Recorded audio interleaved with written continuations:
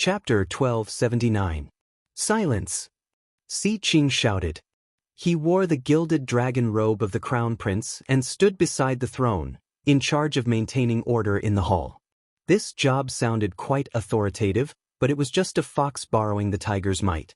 If there were eunuchs in this world, this would be the work of a eunuch. He was extremely annoyed, but he did not dare to show it on his face. After all, he was the weakest among the crown princes. Even Si Bao, who went through the tribulation later than him, was stronger than him. This was because his physical body was destroyed by Li Qingshan and his strength was greatly reduced. The hatred in his heart had never subsided and was growing with each passing day. The hall immediately quieted down. The emperor said, "Our great Xia, with all the officials and generals in the court, can't think of a way to deal with a mere person?" The head of the 9 ministers, Zhongzai, said, "I have something to say. If it's just to deal with the enemy of Buddha, there are many ways. It's not impossible to kill her, but we need to use the power of the whole country. Now is the crucial moment of worship to the heavens. After the worship succeeds, the enemy of Buddha is just a small problem. If the worship fails, even if we kill the enemy of Buddha, the 9 regions will not escape the fate of being swallowed by the hungry ghost realm." The left imperial advisor said, "It's not difficult to force the hungry ghost realm to retreat, but this time, the hungry ghost realm is here for the enemy of Buddha, and they are determined to get it at all costs." The emperor frowned. "The enemy of Buddha again." Zhongzai said, "The left imperial advisor is right. The problem is not just the hungry ghost realm. The enemy of Buddha has already opened dozens of demon dens. If this continues, there will be an unprecedented demon disaster soon. Although it is indeed the enemy of Buddha that caused this situation. However, our enemy is not just one person, but 2 worlds." The emperor suddenly stood up. He said angrily, "Is this enemy of Buddha sent by the heavens to go against us? Are you going to let us watch her run amok without doing anything?" In an instant, the wind and clouds outside the hall surged and thunder rumbled. Zhongzai said, "A little impatience will spoil the great plan. Your Majesty, please prioritize the worship to the heavens." All the ministers said, "Your Majesty, please prioritize the worship to the heavens." The great Xia emperor slowly sat down again. "Forget it. When the worship to the heavens is completed, a mere enemy of Buddha will be easily captured. Eagle King, have you found the reincarnated celestial?" The protector eagle god replied, "Not yet. The various prefectures have prepared a list of names, and there are some people with extraordinary talents among them. He might have been a cultivator in his previous life. But it's not the celestial we're looking for. Most of them just happen to retain some memories of their past lives. They didn't even know what cultivation was in their past lives, so they couldn't be considered as reincarnations of deities. Perhaps the celestial being's memory hadn't recovered and he hadn't remembered his mission. Otherwise, he would definitely come to the Dragon Province." The reincarnation of a deva was actually a vague concept. All living beings revolved in the 6 paths of reincarnation. Any random person he grabbed could be considered a reincarnation. Only he was a cultivator in his previous life and had some memories of his previous life. Only then could he be called the reincarnation of a celestial being. The problem was that 9 regions spanned hundreds of thousands of miles, and the population at its peak was more than 10 billion. There were too many talented people. On the other hand, there was truly no way to verify the memories of one's previous lifetime. Even if one did exist, it would mostly be blurry and incomplete, and one could only rely on one's comprehension ability and speed of cultivation. Even if some people refused to admit it themselves, others would still believe they were the reincarnations of a celestial being, such as Little N. As a result, there were just far too many people in the world who claimed to be reincarnations of a celestial being. However, the imperial court of Great Xia only wanted to find a single person. Over all these years, they had ordered the Hawkwolf Guard to search the various places silently, but they had never found anything. Many years ago, there was someone like that in the Clear River Prefecture, called Chu Tian. Back then, Gu Yenying was still the White Hawk commander of the Rui Commandery, but whether it was intentional or not, she did not cooperate with her father's work at all. Afterwards, Chu Tian died young, and the reincarnation of a celestial being became a joke.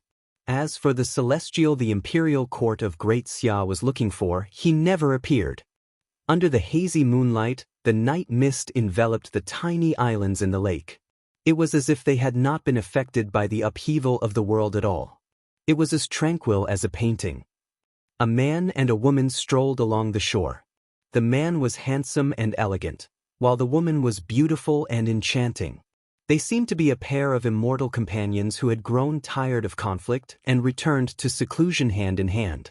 "Why are you so special to me?" The woman was rather confused, but she was also rather eager. A sliver of surprise flashed through the man's eyes, as if he had never expected someone as clever as her to ask such a stupid question. He said with complete sincerity, "Because you've always been very special." "Heh, you must be especially bad." The woman lowered her eyes and smiled in a self-deprecating manner. "Yeah, not only are you especially bad, but you're also very cruel." The man smiled. "Yeah, I've always thought I hid it very well." The woman smiled as well. "It's useless. I've always experienced it deeply, but it seems like the past White Hawk commanders of the Rui Commandery have all been like that." The man smiled bitterly as if he was helpless. The woman grumbled, "Oi, if you're talking about me, then so be it, but do you have to talk about my master too?" The man was mildly surprised. He had never seen her behave like this before. It was actually surprisingly enchanting. Suddenly, he remembered that she had practiced arts of charm in the past, but the sliver of affection was not fake. He smiled. "Just like the saying, like master, like disciple. Senior Gu obviously has her reasons for accepting you as her disciple. Any observant person can see how special you are. Perhaps she just finds me particularly annoying, so she specially accepted me as her disciple so that she can torture me." The woman said half jokingly, half seriously. "I've never heard of something like that. Accepting someone as your disciple just because you hate them." The man laughed aloud. His clear laughter alarmed a flock of egrets. "There have always been many strange things in the world. Isn't there one of the 8 sufferings of Buddhism called the Society of Resentment?" The woman turned her head to the side and looked at the man. The man looked back at her. "Yeah, I don't think much about that. I feel like the greatest sufferings of life are not being able to get what you want." The woman shifted her gaze. "What do you want?" The man suddenly changed the topic. "The playboy who was the primary disciple of the school of legalism was infatuated with your master. Unfortunately, he's already left the Rui Commandery, or I'd definitely invite him for a drink so that I can ask him for guidance on how to free myself from the pain of not being able to get what I want." The woman fell silent for a while before saying, "Do you know? The person I hate the most is my master." The man asked curiously, "Why?" The woman stopped and stared at the drifting moonlight in the lake.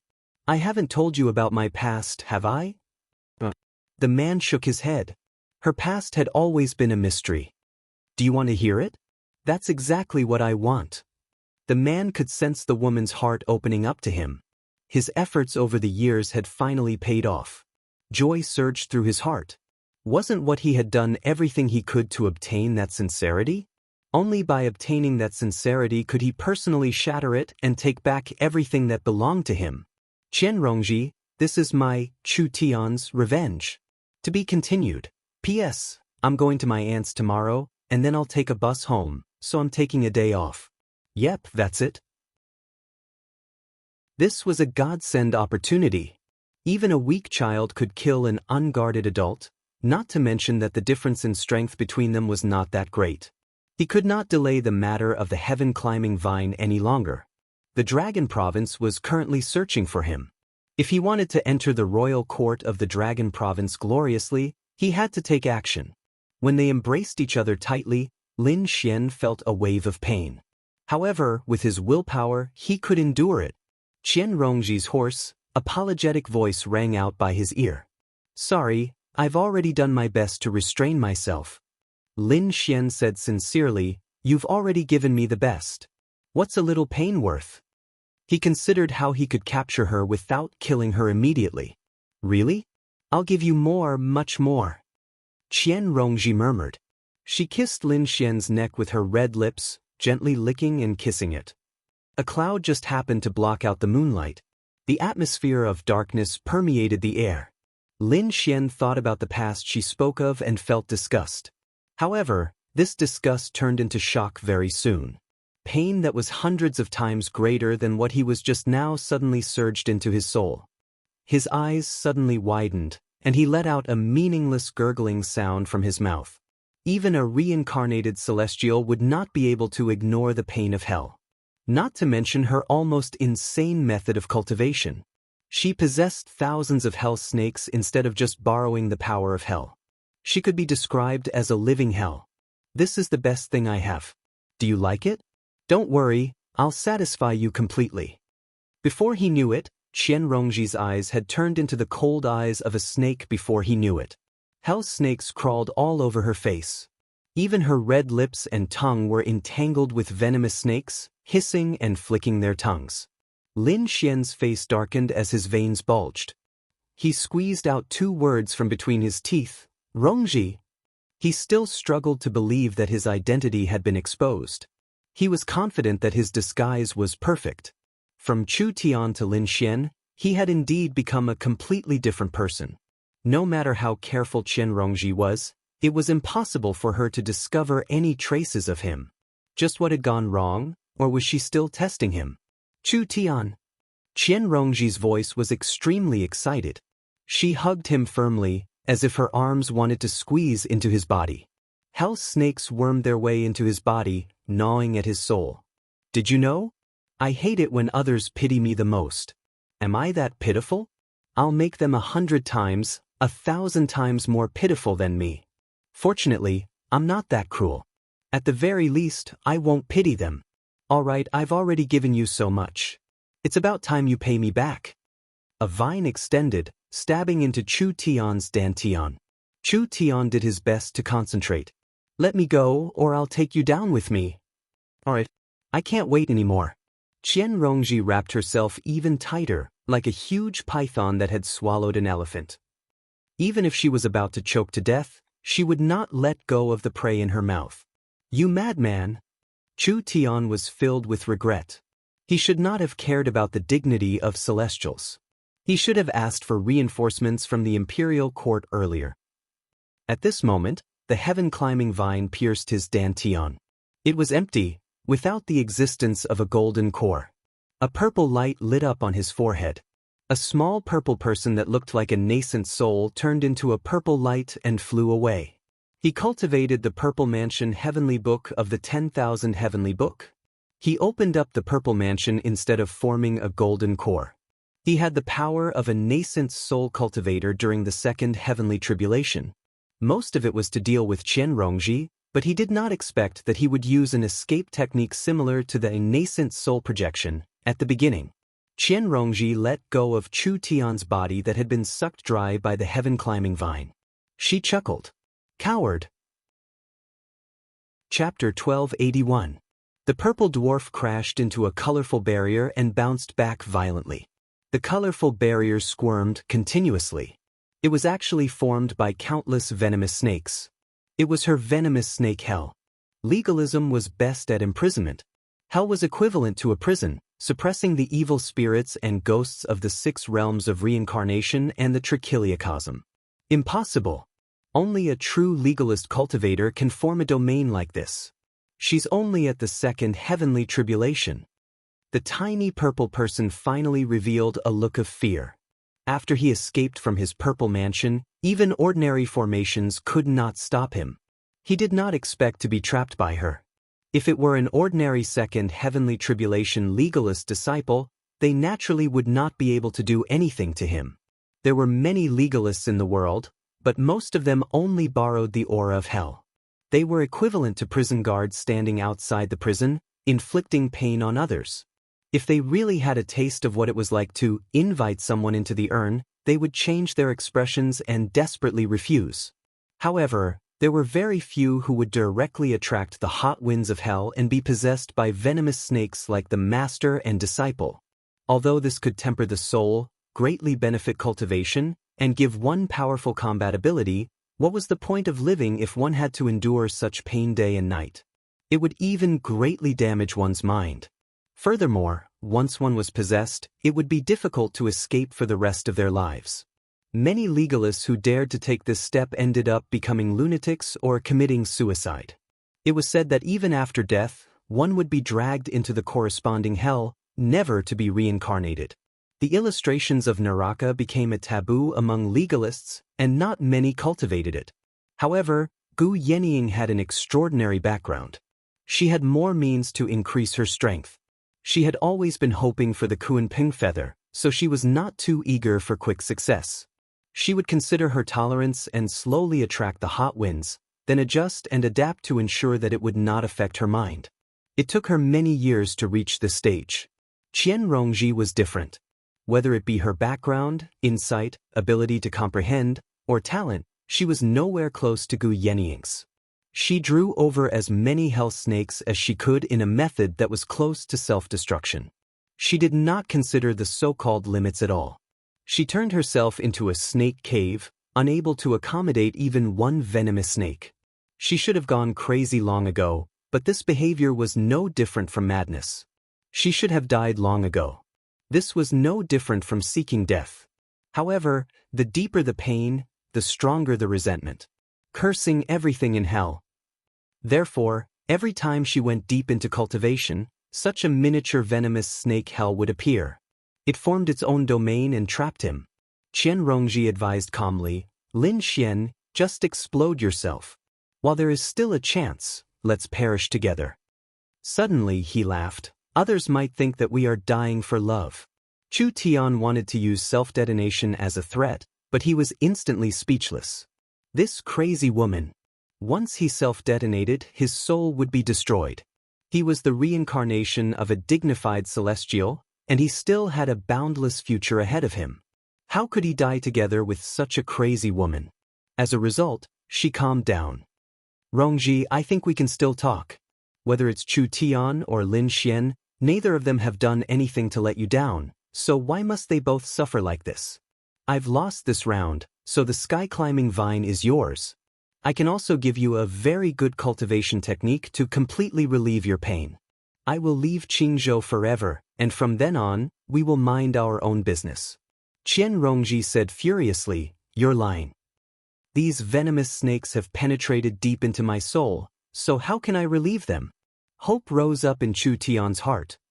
"No, there's nothing impossible. There's a heavenly text in the heavenly tome of all called." Qian Rongji listened patiently. She seemed rather tempted. Chu Tian said, "Let me go, and I'll give you this heavenly text." Qian Rongji frowned. "What if you go back on your word if I let you go?" After another round of negotiation, they finally reached a compromise. Chu Tian threatened, "If you still don't agree, I'll blow up my violet palace immediately." Suddenly, he felt a strange weight, and his consciousness blurred slightly. A strand of black chi surged from the forehead of the purple person. What did you do?" "Since it's a viper hell, it's obviously poisonous. However, it's just far too slow." Qian Rongji smiled. The venom of the hellish snakes could harm the body at all, but it could corrode and numb the soul. Chu Tian cultivated the Violet Palace Heavenly Tome, so his soul was extraordinarily powerful. That was why he could last until now. Chu Tian discovered that she had been stalling for time the entire time. He said firmly, "I want to go with you." Before he had even finished speaking, Qian Rongji suddenly opened the viper hell and retreated. Chu Tian was caught between a rock and a hard place. If he chased after her right now, would Qian Rongji really die with the speed of his violet palace? With a thought, he turned into a streak of violet light and flew towards the east. As long as there was a chance of survival, who would just let it go? Coward! Qian Rongji turned into a streak of multicolored light and dove underground. She twisted and turned, heading north. On the border between the Green Province and the Dragon Province was the former Ice Sword Cliff, now the Thousand Blade Glacier. So many years had passed, and the blazing sun had scorched it countless times in the summer, but it still hadn't melted much. Instead, it would become even more solid and huge in every winter. A streak of violet light landed on the glacier and turned back into a small purple figure. However, its original clear face had blurred, and it was enveloped in a layer of black mist. The venom had completely taken effect, and he was filled with reluctance. I'm a genius of the human path, the first senior brother of the myriad phenomenon sect. I carry an important mission, so how can I die here? It's all that woman's fault. That damned woman. He sat down with his legs crossed and did his best to gather his will to purge the venom. With the wonders of the Violet Palace heavenly tome, it was no problem for him to suppress the venom and rush to the imperial court of the Dragon Province. Qian Rongji suddenly walked out from behind a glacier. You've come. Chu Tian was filled with shock. With his speed, he should have shaken her off a long time ago. Moreover, he had clearly gone east. Don't forget that I'm the White Hawk commander. The celestial the imperial court is looking for is you, right? Qian Rongji walked up to him and crouched down. She extended her hand, and a small snake slithered out from her violet palace and returned to her hand. The snake was thinner than a strand of hair, able to burrow into his pores. Lin Xian, why didn't you die with me? You originally had a chance. Chu Tian was already speechless. His consciousness was a blur, and he was basically unable to maintain his human form. Her voice seemed to ring out from extremely far away. The fury in his heart made him try to focus and detonate his violet palace. A vine wrapped around him gently and sucked him dry. It flashed with purple light and flowed into Qian Rongji's body through the vine. She closed her eyes and raised her head, letting out a moan of extreme pleasure.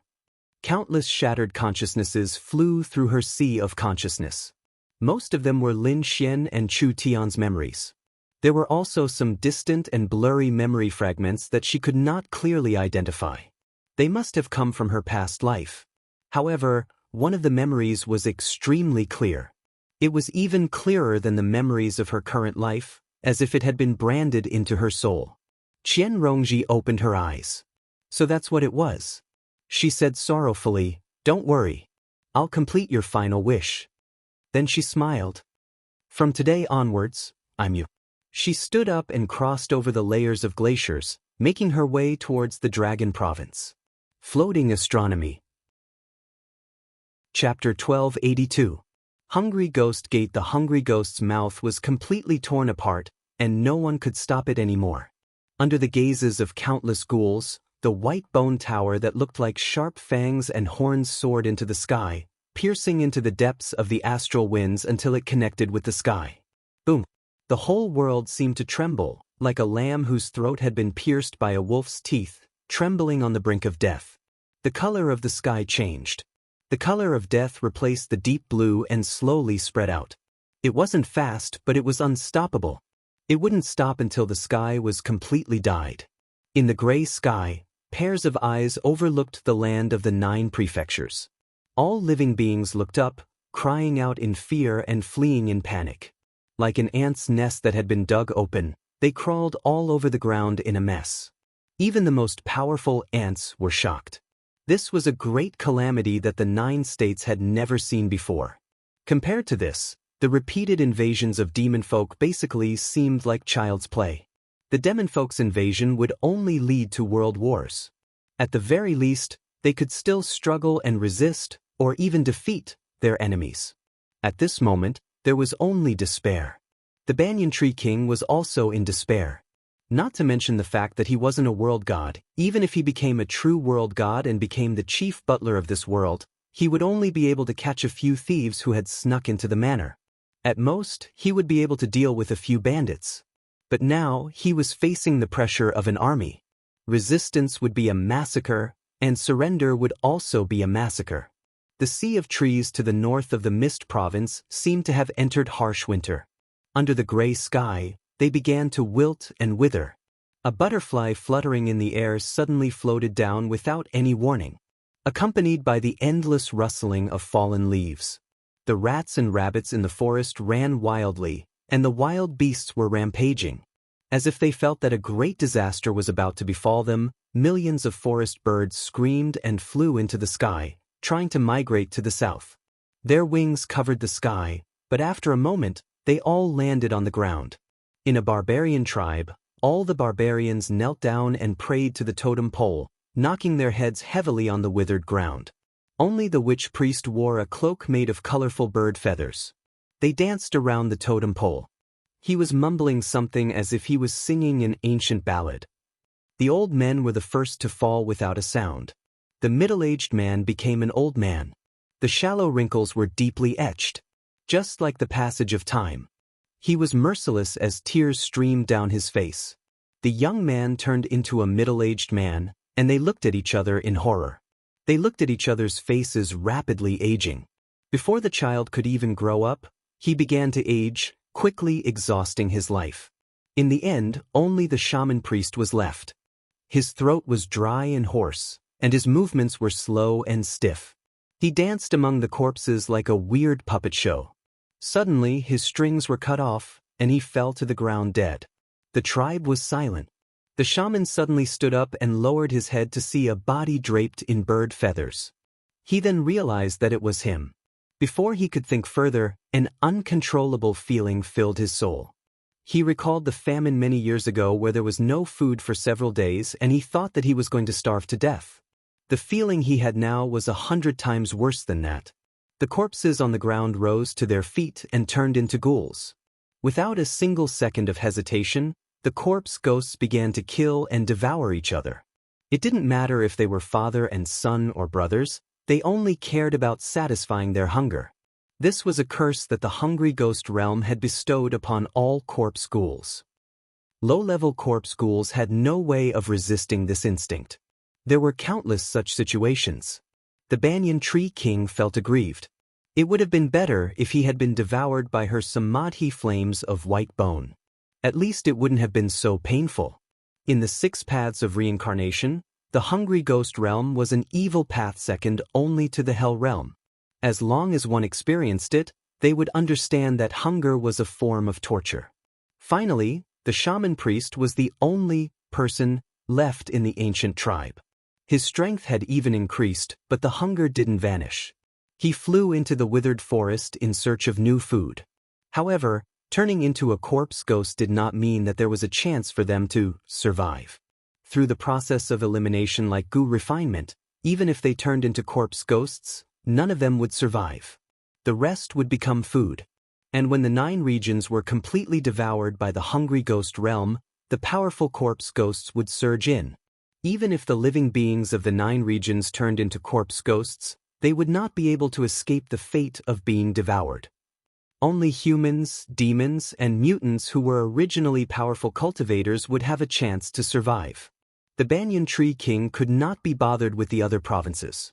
He gathered all of his strength in Towering City. His leaves all shone with resplendent, green light, protecting all living beings within a range of 5,000 kilometers from the corrosion of death. In the imperial court of the Dragon Province, Dragon Chi rushed into the air and turned into the form of a true dragon. It coiled up on Dragon's Head Mountain and watched as the gray sky drew closer. They only guarded the imperial court and did not care about the outside world. Apart from these 2 places, only the kings of the various provinces could contend with it. The formations of regular sects could only protect themselves. Cultivators would not be corroded so easily, but it was only a matter of time. The foundation they relied on for survival was about to cease to exist. Apart from turning into corpse ghosts, there was no other path. Suddenly, the banyan tree king discovered that the most crucial force to stop the hungry ghost realm's devouring was actually the demon caverns. Thousands of strands of demon chi were like beacons and smoke, stopping the gray in the sky from spreading. The demon domain was not one of the 6 paths of reincarnation, but in terms of world level, it was no worse than the hungry ghost realm. No matter how vicious the demon folk were, they were still living beings. When the laws of the 2 worlds clashed, the hungry ghost realm's devouring and expansion would slow down until the demon caverns were cleared. This was no longer a simple seal, but stealing food from the jaws of a tiger. It had completely severed the connection between the 9 provinces and the demon domain. The demon caverns were like the sharp, messy spines of a fish. They needed to be picked out carefully, or the 9 provinces would truly become the underbelly of the fish. Don't tell me this step was also within her expectations?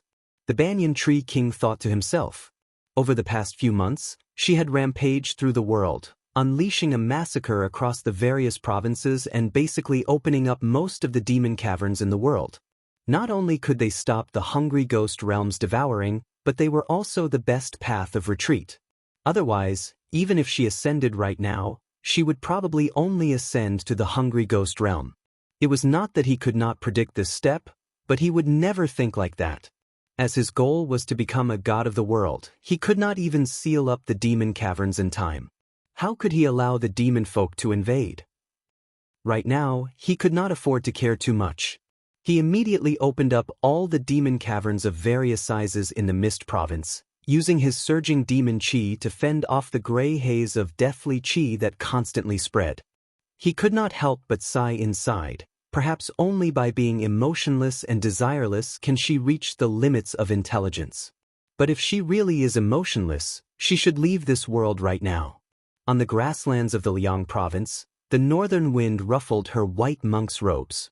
Suddenly she looked back. In the distant sky, countless eyes passed through the barrier between realms and gathered on her. This feeling was like a child observing a tiny insect in a glass container. Contempt, curiosity, playfulness, of course. And caution. That was because she was not a regular insect, but a venomous insect. A venomous insect that was rumored to destroy the hungry ghost realm. These gazes were only cautious, not fearful. They were existences that had the right to gather around this glass container. If it were not for the glass container, any one of them would have been able to sweep through the 9 provinces. As a matter of fact, just their gaze alone could make a person's will collapse. However, she was unfazed. She only understood. The ghost tower was still built in the end. Master, let's go to the demon domain. It'll be too late once the hungry ghost realm completely devours the 9 provinces. The pairs of eyes made the forsaken immortal sword's soul shiver. It even felt fear. It could not turn to another sword master. If it became enemies with these opponents, it would definitely be destroyed. There were many demon caves in the Liang province, and any one of them could lead to the demon domain. As long as she reached the demon domain, the hungry ghost realm could do nothing to her. They could not even send ghouls to kill her. However, she shook her head. Take me to the 5 ultimate graves. The 5 ultimate immortal had left behind 5 graves. They all called themselves realms and floated in the 9 provinces. The soul of the painting tomb was not the dragon king of the sea. The soul of the sword tomb abandoned the sword for the immortal. Now only the zither tomb, the book tomb, and the chest tomb were left. The forsaken immortal sword soul said, "That is just a waste of time. The cultivators of this world are too weak to find the 5 graves. There are even many ghost immortals and corpse immortals in the hungry ghost realm.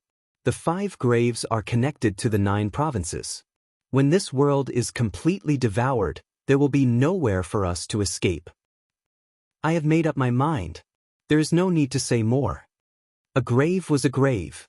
Hiding in a grave was really an inauspicious sign. However, before he returned, she would not leave even if she was buried in a grave. Fine. She and the sword became one, twisting and turning, and piercing through the void. Under the sky-reaching ghost tower, the hungry ghost suddenly spat out a black coffin. It flew into the sky and crashed to the ground. The coffin was engraved with complex and mysterious runes. Suddenly, a small gap opened. There wasn't the slightest corpse chi or ghost chi coming out. There was only a pale hand that gently grabbed the edge of the coffin and completely pushed open the coffin lid. A young man tried to step out of the black coffin. His feet landed on the barren land and he smiled. It worked. 2 fangs were revealed at the corner of his mouth. Other than that, he looked no different from a human. He wore white clothes and black armor, and a long saber hung from his waist. He looked like a heroic warrior, not at all like the ferocious and terrifying ghouls. He looked back and saw that all the corpse kings and ghost kings bowed their heads, not daring to meet his eyes. He was shocked. Zombies? If there was a so-called god race in the chaotic hungry ghost realm, it would be the zombie race. Unlike their ferocious and twisted brethren, zombies looked almost no different from living people. They even had body temperature and heartbeat. They were not tortured by hunger, nor did they devour other ghouls. But their power was far above normal ghouls. They were the true favorites of the hungry ghost realm, almost equivalent to the Luo Ho clan of the Azura realm. However, the Luo Ho clan was born. Zombies could not reproduce. Apart from their ancestor, goddess Nuba, the rest were acquired. Only the extremely powerful zombies could pass on their descendants, and they had to consume their original power. They chose the peerless geniuses of the 3,000 worlds. Kuang Tianyu was such a zombie. He asked, "Why don't you find some living people to eat? What are you doing here?" "This is the order of Emperor Liu, Lord Zombie. It is said that the enemy is in the north." Once she left the hungry ghost gate, even if the corpse kings and ghost kings attacked together, they would not be a match for her. "I have the guidance of the stars. I don't need your nonsense." Kuang Tianyu looked at the sky. Pairs of eyes, big and small, were like stars, gathered somewhere in the north. At this time, there were also many eyes gathered on him. He bowed to a pair of eyes and waved his hand. "Since I'm here, I don't need to care about Emperor Li. Let's make a big mess. When I destroy the White Bone Inheritor, I will be the emperor of this region." To be continued. P.S. I've been home for the new year these few days. There are a lot of things to do. The updates are not good, please forgive me. Chapter 1283. Boom. 100 zhang deep pit appeared on the ground. Amidst his wild laughter, Kuang Tianyu shot up into the sky, piercing through the layers of clouds until he reached the end of the horizon. The surging astral wind slashed at his body, but it actually didn't leave a single wound on him. He looked down at the 9 regions. Under the gaze of countless eyes in the sky, he did not have the slightest fear and said to himself, "This is my territory." Regardless of whether it was the Banyan Tree King in the south or the Great Xia Royal Court in the north, he did not place any of them in his eyes. Even the biggest target of this trip, the White Bone successor, could be destroyed with a flip of his hand. This was not arrogance, but absolute confidence. He had already gone through 4 heavenly tribulations. According to the common ghouls, he would be the corpse emperor. However, he didn't think that this was an honorific for a real zombie. The strongest cultivator in the Jiuzhou world was only at the peak of the 3rd heavenly tribulation. The difference of one major realm was like the difference between heaven and earth. Moreover, there was a huge gap in power between the 3rd and 4th heavenly tribulations. It wasn't without reason that the Buddhists called cultivators who had overcome 4 heavenly tribulations advanced fruit. On the path to becoming an immortal and a god, those who hadn't overcome 4 heavenly tribulations were simply unqualified. Even if there were thousands of great cultivators working together, they would still be no match for him. Just find a powerful corpse emperor in the hungry ghost realm, and this mission would not be too difficult. His only opponent was this world. However, the corpse gods and ghost immortals who ruled over the hungry ghost realm were determined to win this battle. Even if the risk was minuscule, they had to nip it in the bud. They did not even wait for the hungry ghost realm to completely devour the 9 provinces. They directly sent a zombie that had survived 4 heavenly tribulations into the 9 provinces. Even if he borrowed the power of the hungry ghost realm. In order to create this deceptive black coffin, he had paid a huge price. It could be said that he was determined to obtain it. Kuang Tianyu took a deep breath and bared his fangs. His aura continued to rise, pushing aside the immeasurable astral winds. For a moment, the weather changed, as if a peerless demon had descended. His eyes shone with a faint golden light, carrying a divine aura. "What's that?" The Banyan Tree King also sensed something. He had never felt such a terrifying aura in the 9 states. That was definitely not something a corpse king or ghost king could possess. He changed his mind. The invisible laws of heaven and earth were like a huge net, entangling towards the source of the aura. However, the moment he got close, the laws of heaven and earth lost their effect, as if it was a blind spot. Kuang Tianyu immediately noticed. He glanced towards the south. "He's not even a world god. You still dare to deal with me? How reckless!" Anger flashed across his face.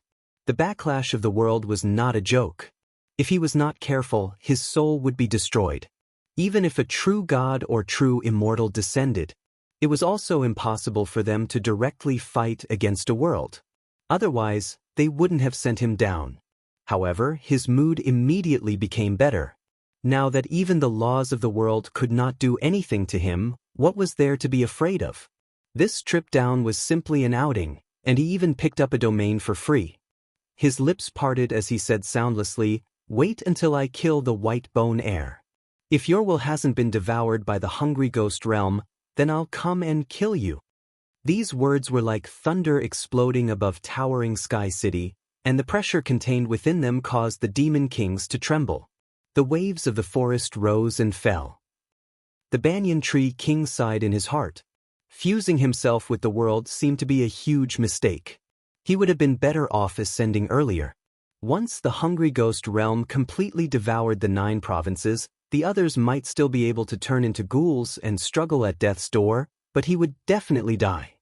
His enemy was the will of the entire hungry ghost realm, and he could already feel his consciousness being corroded.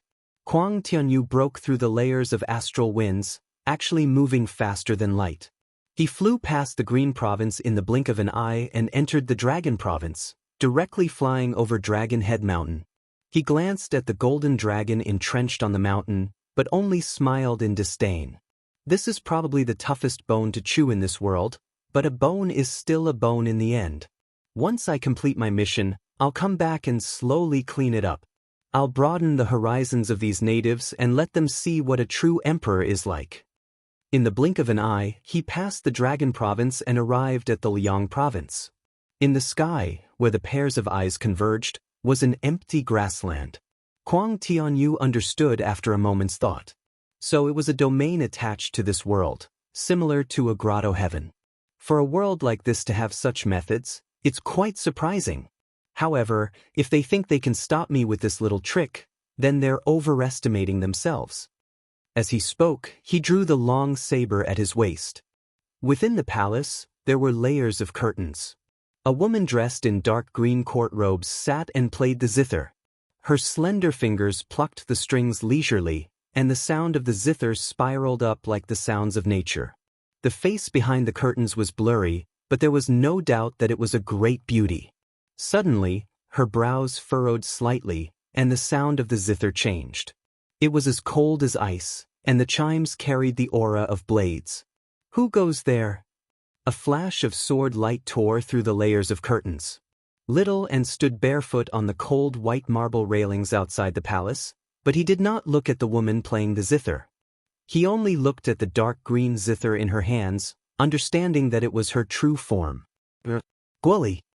The woman in court robes had originally asked little Anne, but she suddenly noticed the sword in his hand. Her expression changed, and she called out the abandoned immortal sword's true name, Gwali. Both of them had once been treasures of the 5 absolutes immortal, so they could not be more familiar with each other. She picked up the zither and turned to leave. With a wave of her hand, the zither strings crisscrossed. The zither strings were sharp and sensitive, and thousands of chimes were waiting to be released. Without waiting for little Anne to speak, the abandoned immortal sword leaped out, turned, and shot out, cutting countless zither strings. Immediately after, it transformed into a human form and blocked the woman's path. "Louis, long time no see." One of his eyes was wide open, and the other was slightly squinted. His left shoulder was high, and his right shoulder drooped. His face was like that of a youth. He could not be considered ugly, but his entire body was filled with strange contortions. Even the clothes on his body did not fit. These words coming from his mouth were filled with the aura of a hooligan. As for the woman named Louis, it was as if she was being teased by a hooligan. Her face was filled with panic, and it was obvious that she was very afraid of him. The abandoned immortal sword pointed at little Anne and said, "This is my new master. You should quickly acknowledge him as your master. If you dare to disobey, I will immediately cut off your broken zither." As he spoke, he even pursed his lips. "I have long wanted to do this." Without waiting for Louis to reply, he waved his sword and gestured at the zither.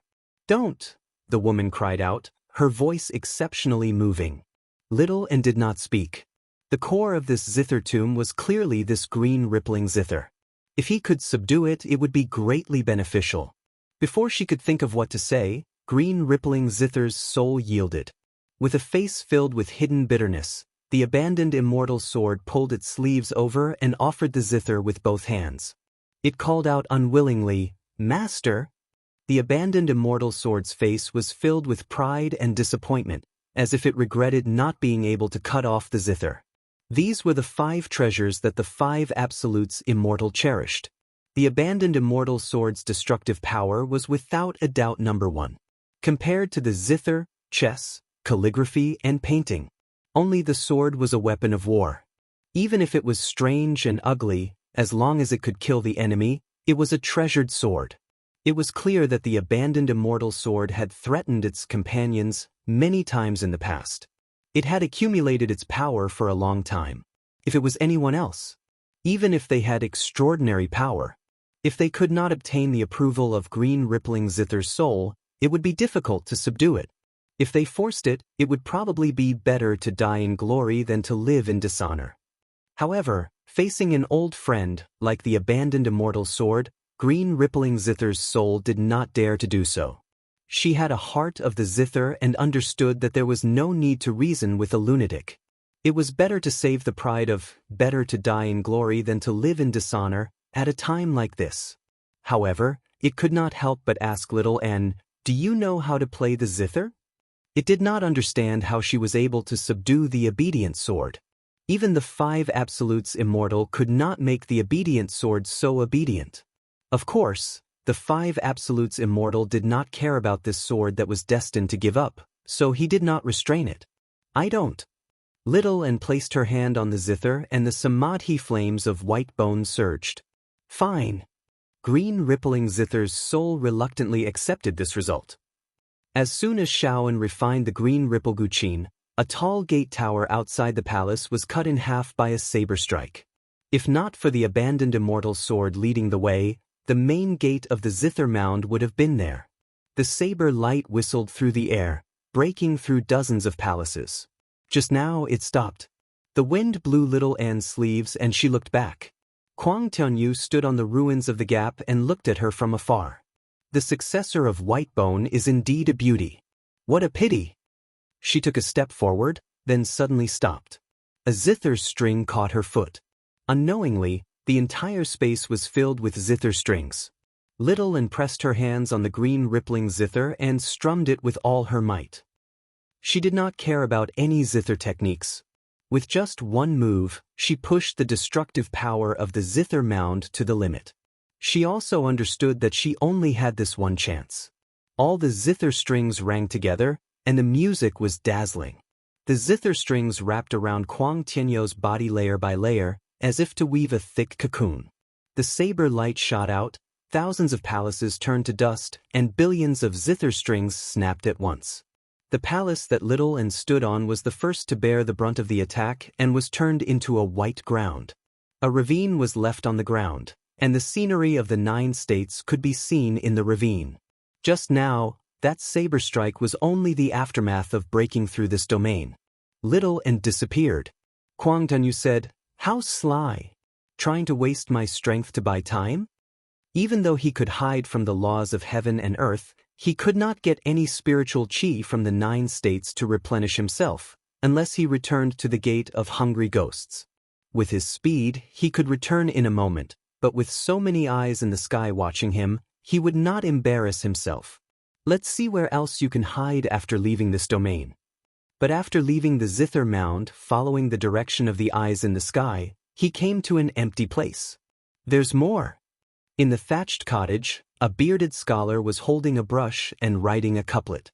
A sword light flashed in front of him, and the brush in his hand trembled. He cried out in shock, "Goodly! Call me Grandpa Goodly!" The forsaken immortal sword's soul grabbed his beard.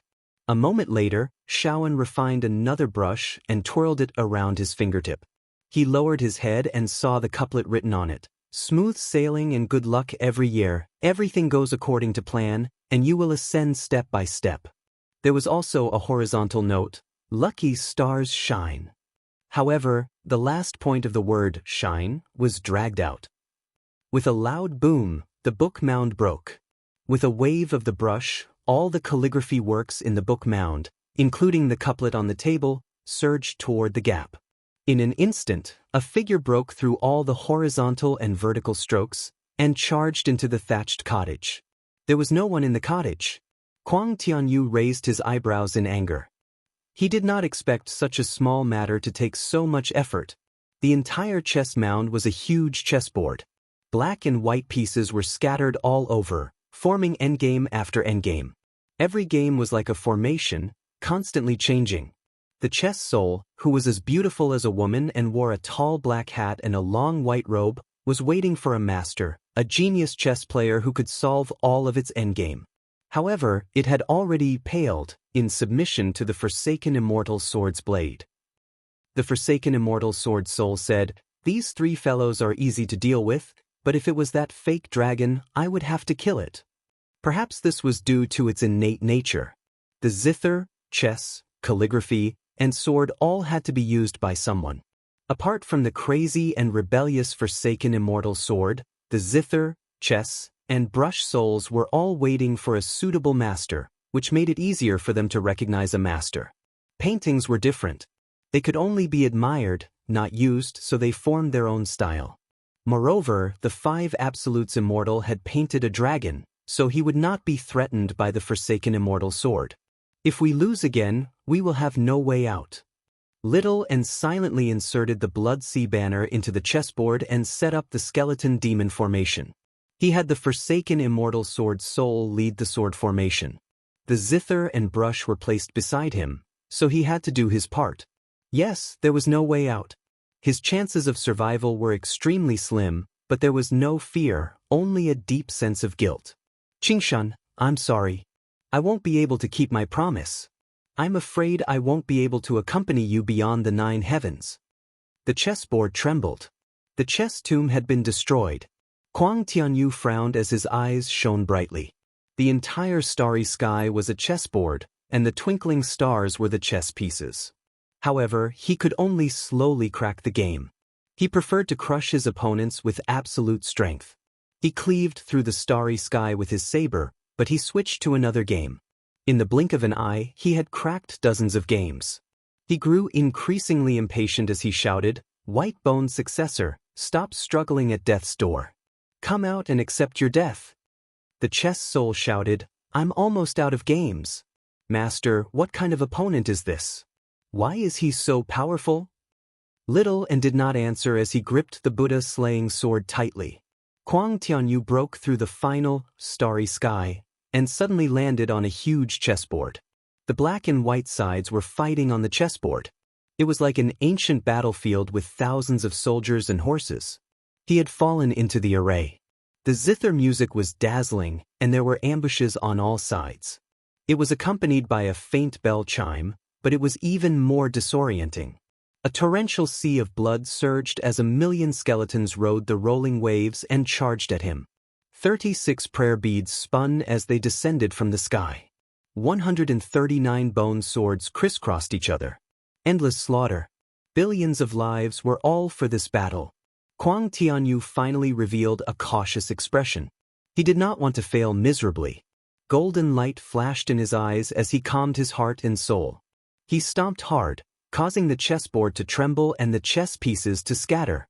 He allowed the white bone sword to slash at his body, producing clanging sounds. The sword array that could kill a demon king could not injure him at all. With a slash, the sea of blood parted. Suddenly his neck tightened. The skull prayer beads wrapped tightly, transforming into tiny skulls that bit him and pulled him into the sky. A sword beam flashed as the Forsaken Immortal Sword tore through the void and slashed down. He grabbed the prayer beads with his left hand and pulled them away. He brandished his saber with his right hand and parried the Forsaken Immortal Sword.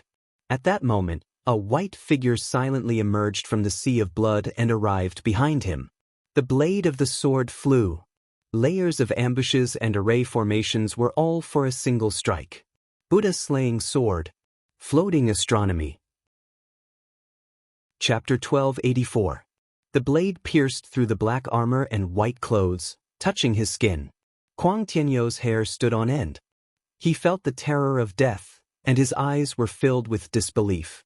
Having inherited the bloodline of the sea god, his body was so strong that even the astral wind could not hurt him at all.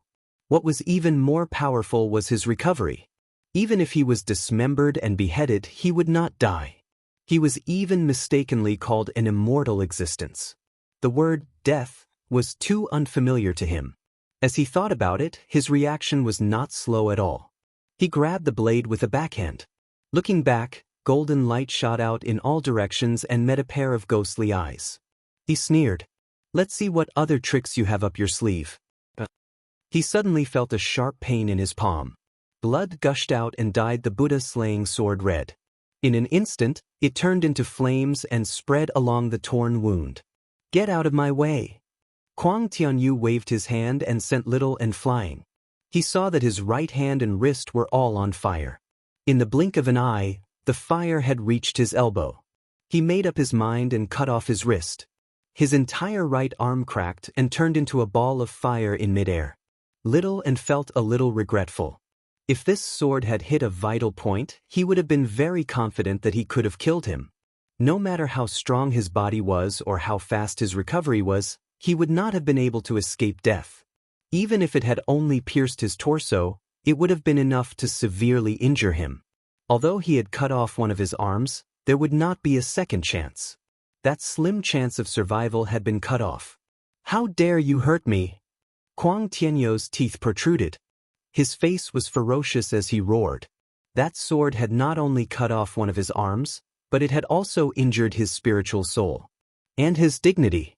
This feeling was like a human teasing an ant and suddenly being bitten. The pain was one thing, but the ant was poisonous, forcing him to amputate his limbs to save his life. It was a sad joke. His embarrassment turned into anger. A violent aura rampaged, and the chess mound shook violently. Even the surging sea of blood that got close to him. It dried up immediately. Little and grasped the abandoned fairy sword. He became one with the sword and flew out of the chess mound, heading south. Under the gaze of countless pairs of eyes, she knew that there was no chance of survival. But she would not be disturbed by her emotions and wait for death. It was unexpected. The corpse emperor did not immediately chase after him. This made her feel a little strange. Could it be that the sword had heavily injured him? In the chess mound, Huang Tianyou knelt on the ground with blue veins bulging on his forehead. He gathered all his strength on his right shoulder, and a granule grew out. There were 5 forks at the top of the granule, and it vaguely looked like a small hand. He was confident that he could kill the white bone successor with one hand, but he did not want to run out with a broken arm in front of everyone. That would be a great humiliation, and he would definitely become a laughingstock in the hungry ghost realm. Furthermore, many of those eyes belonged to his master. Originally, such a small injury could be healed with just a thought. At most, it would consume some energy. But now, he realized that it was not that simple.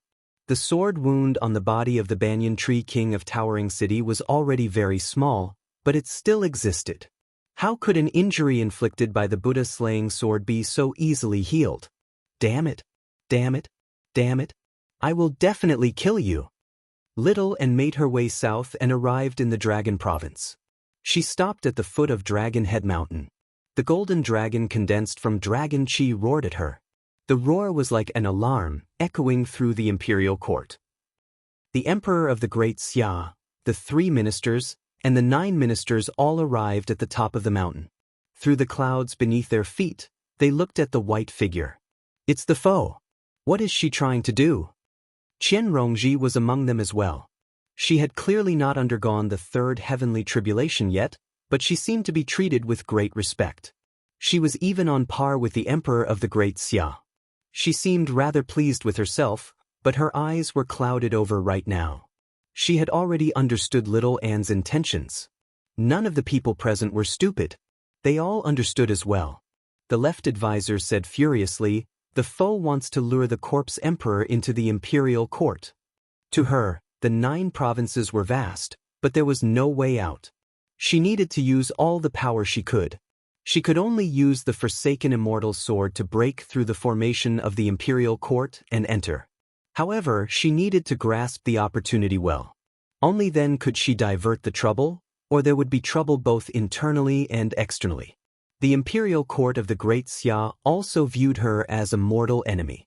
Dragonhead Mountain was also a dangerous place. Unless she had no other choice, she would never take the risk. The left advisor suggested, "Your Majesty, why don't we use this opportunity to kill the foe of Buddha? No matter when or where, the foe of Buddha would always be the primary enemy of Buddhism. As for the demon folk and corpses, they would have to wait." With a sneer, everyone looked at Qian Rongji. The left advisor frowned. "Why are you laughing, fellow?" Qian Rongji said, "I'm laughing because you don't know your priorities, Imperial Advisor. We'll fight the foe of Buddha first. Do you think the Corpse Emperor will thank us when he arrives? Will he just sit back and watch us offer sacrifices to the heavens? If the sacrifices fail, we'll all perish together. The best outcome is just turning into corpses."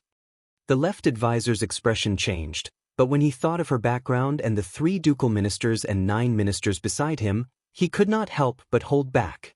The Emperor of the Great Xia asked, "What do you think, fellow?" Qian Rongji said, "If she wants to come in, let her come in. Don't attack her. Let go of your hatred for now and work with her against the Corpse Emperor." The Emperor of the Great Xia said, "We probably can't. That's definitely not a regular Corpse Emperor. We can stall for as long as we can. We'll begin the sacrifices immediately." The Minister of Rites said, "But we're not ready yet." Qian Rongji said, "We can't worry about that. Once this world is completely devoured by the hungry ghost realm, we'll have to sacrifice ghosts." The Emperor of the Great Xia glanced at the sky and suddenly discovered that a blue star had appeared among the countless pairs of eyes. It was extremely tiny and dim, but it definitely was not an eye. It vanished in the blink of an eye. He could not afford to think too much about it. He had already made up his mind and ordered, "Begin the sacrifices." The group immediately arrived at a tall altar in the center of the imperial court. The tall altar had 2 sides, round on the outside and square on the inside. It was taller in the north and lower in the south.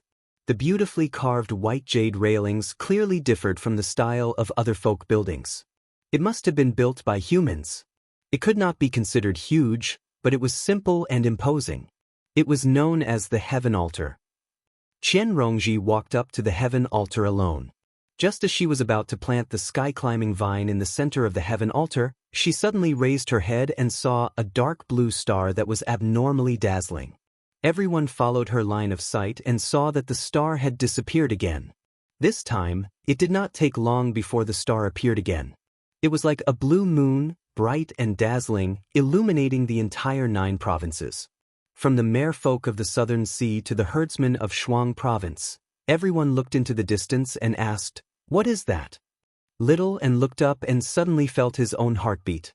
That fake mass of flesh seemed to have really become the pillar of life, pulsating with every twinkle of the star. This feeling was abnormally intimate and abnormally familiar. When the blue moon flashed again, it broke through the sky that was filled with malice. Dragging a long tail behind it, it flew towards the Dragonhead Mountain like an incomparably huge meteor. Everyone in the imperial court turned pale with fright. If such a meteor were to crash into the Dragonhead Mountain, the consequences would be unimaginable. Little and looked up at the meteor in a daze, like a young girl making a wish to the meteor. The meteor landed at the foot of the mountain and melted into the void like a burst soap bubble, disappearing without a trace. Before Little and could come back to his senses, he was tightly held in an embrace. His voice rang in his ears, "I miss you so much." The world seemed to tremble. All the feelings since they parted suddenly surged into his heart. The longing, pain, grievance, and guilt turned the tranquil lake into a surging ocean, and then calmed down in his arms. All his wishes had been fulfilled. Qingshan. Floating Heaven Literature. P.S. Let Qingshan and Little and have a New Year reunion. I wish everyone's wishes can be fulfilled. Chapter 1285. The world was vast, the stars were staring, the mountains were towering, and the dragons were coiled. At this moment, everything became insignificant. Only the one in his arms was irreplaceable. It was an opportunity that could only be achieved by persevering and crossing the void. Thus, they met once again. Li Qingshan deeply inhaled the faint sandalwood fragrance in her hair. An indescribable joy filled his chest, filling the invisible hole, and he felt a sense of peace. Suddenly, he frowned, feeling many broken bones under her warm and soft skin. He asked, "Are you hurt?"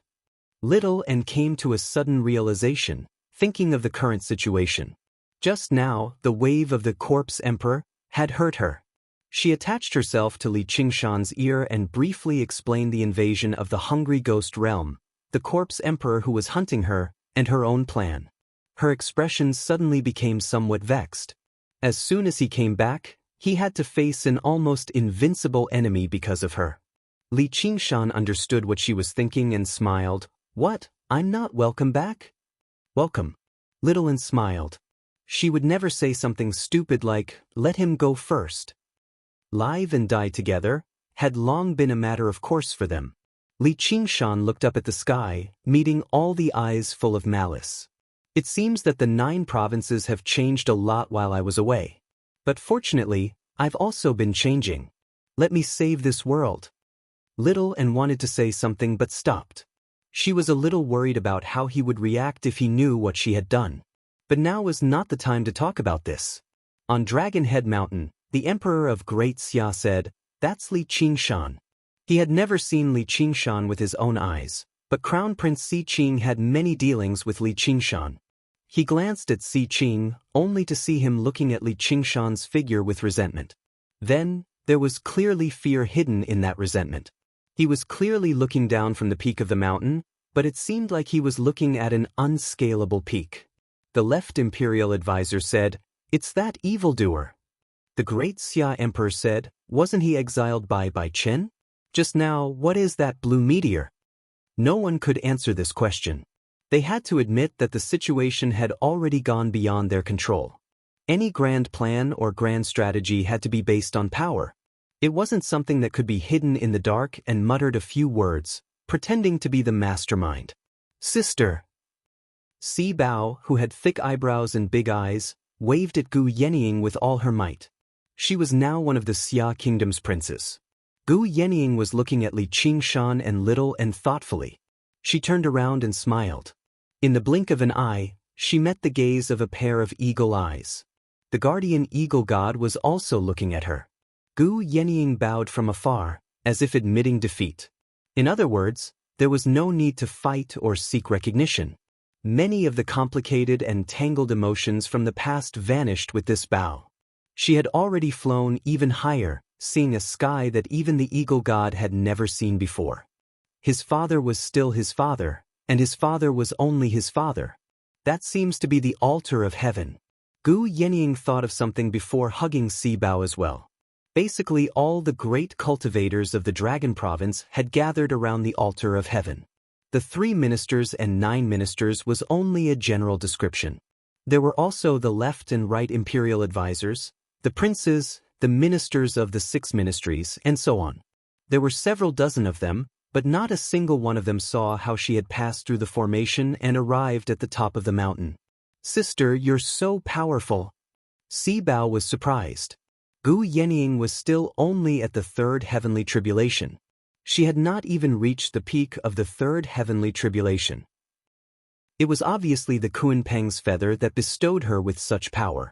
It was all thanks to Li Qingshan's new mount that the Kunpeng's feather retained some of its power. Although this power did not truly belong to her, decreasing with every use and recovering extremely slowly, it had already opened up a path for her. The guardian eagle god immediately understood that she had obtained the feather and inherited the legacy within it. Moreover, her comprehension was deeper and she had progressed further than Bai Chen in the past. If she had not succeeded, he definitely would not have cared about their relationship as father and daughter. He would even go as far as to fight her. Now, his gaze instead softened. He gazed at Gu Yenying's face silently. The old face in his memories became young again, extremely similar to Gu Yenying's. As a result, he closed his eyes and let out a sigh of relief. The little eagle he had pushed off the cliff had already found its own sky. It had even left him in the dust. "My good disciple, what are you doing here?" Gu Yenying's gaze suddenly landed on Qian Rongji on the altar of heaven again. She had some guesses. Just as she was about to go over and ask, the Emperor of Great Xia blocked her way and looked at her cautiously. Celestial was directly related to the success of the sacrificial ceremony, and the sacrificial ceremony was the life-saving straw for the entire Great Xia Empire. It could not be lost. Gu Yenying stopped in her tracks and sighed. "Your Majesty, you will regret this. My disciple. Forget it. After all, we are master and disciple." Qian Rongji did not look at Gu Yenying. Only when Gu Yenying ascended to Dragon Head Mountain did she glance at her indifferently. That was the attitude of a true celestial. Moreover, she was still a little worried about Little N. The Corpse Emperor would not let this matter rest.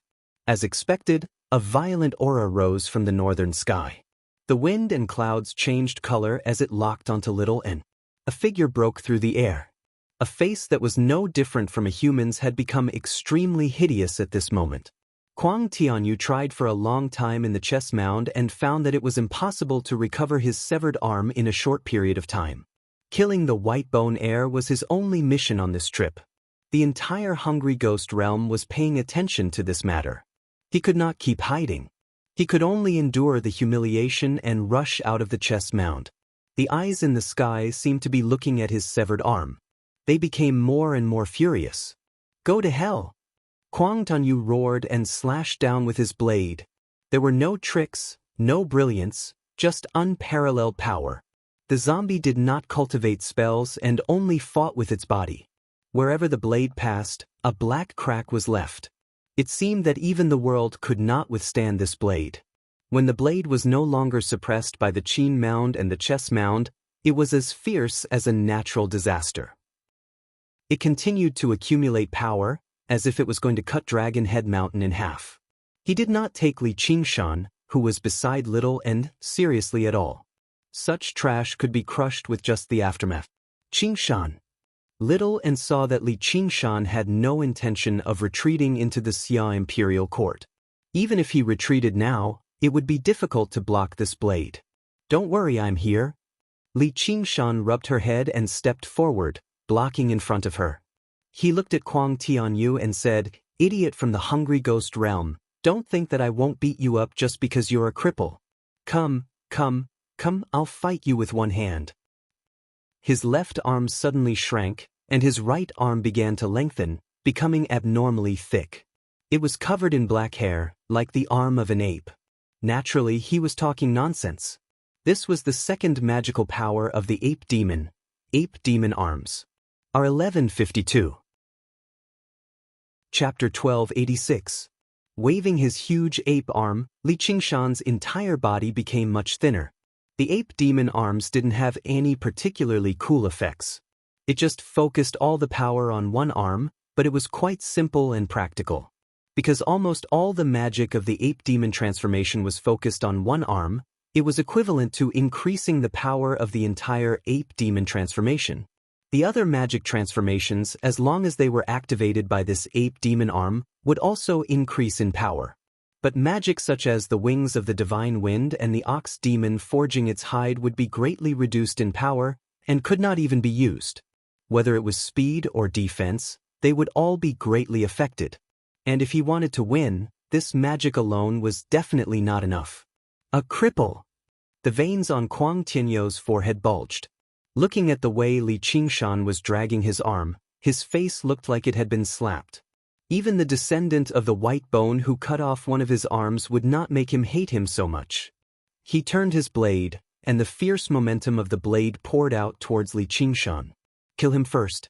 If Li Qingshan, as a human, also had a natural magic, it would be called the Great Taunt Technique.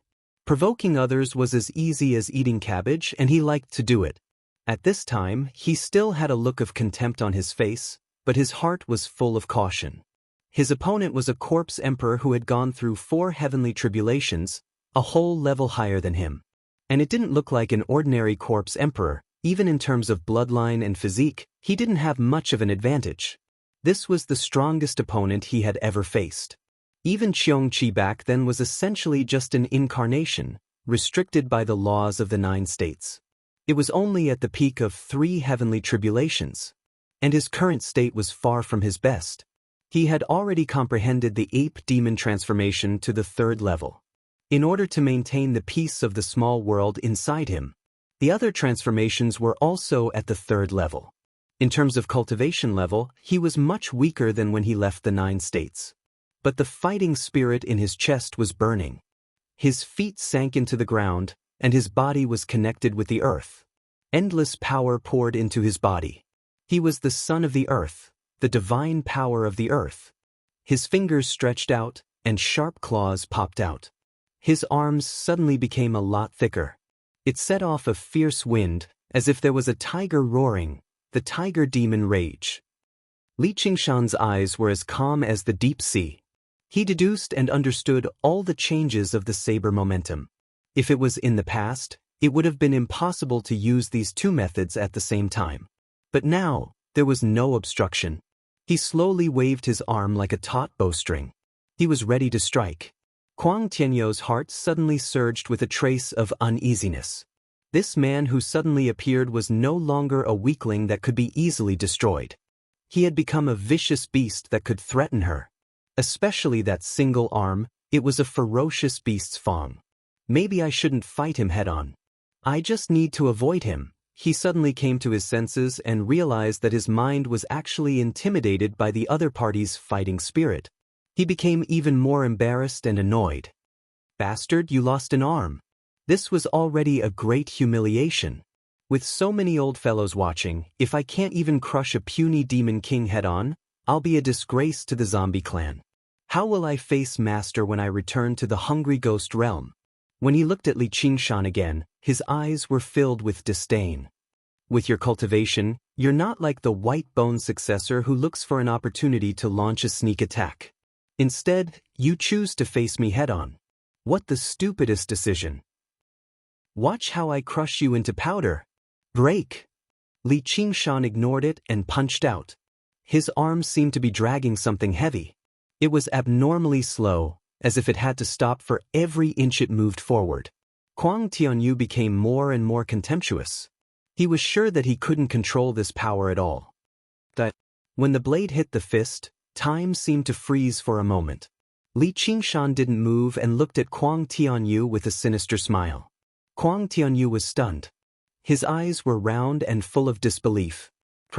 A crack climbed up the blade and instantly spread to the entire saber.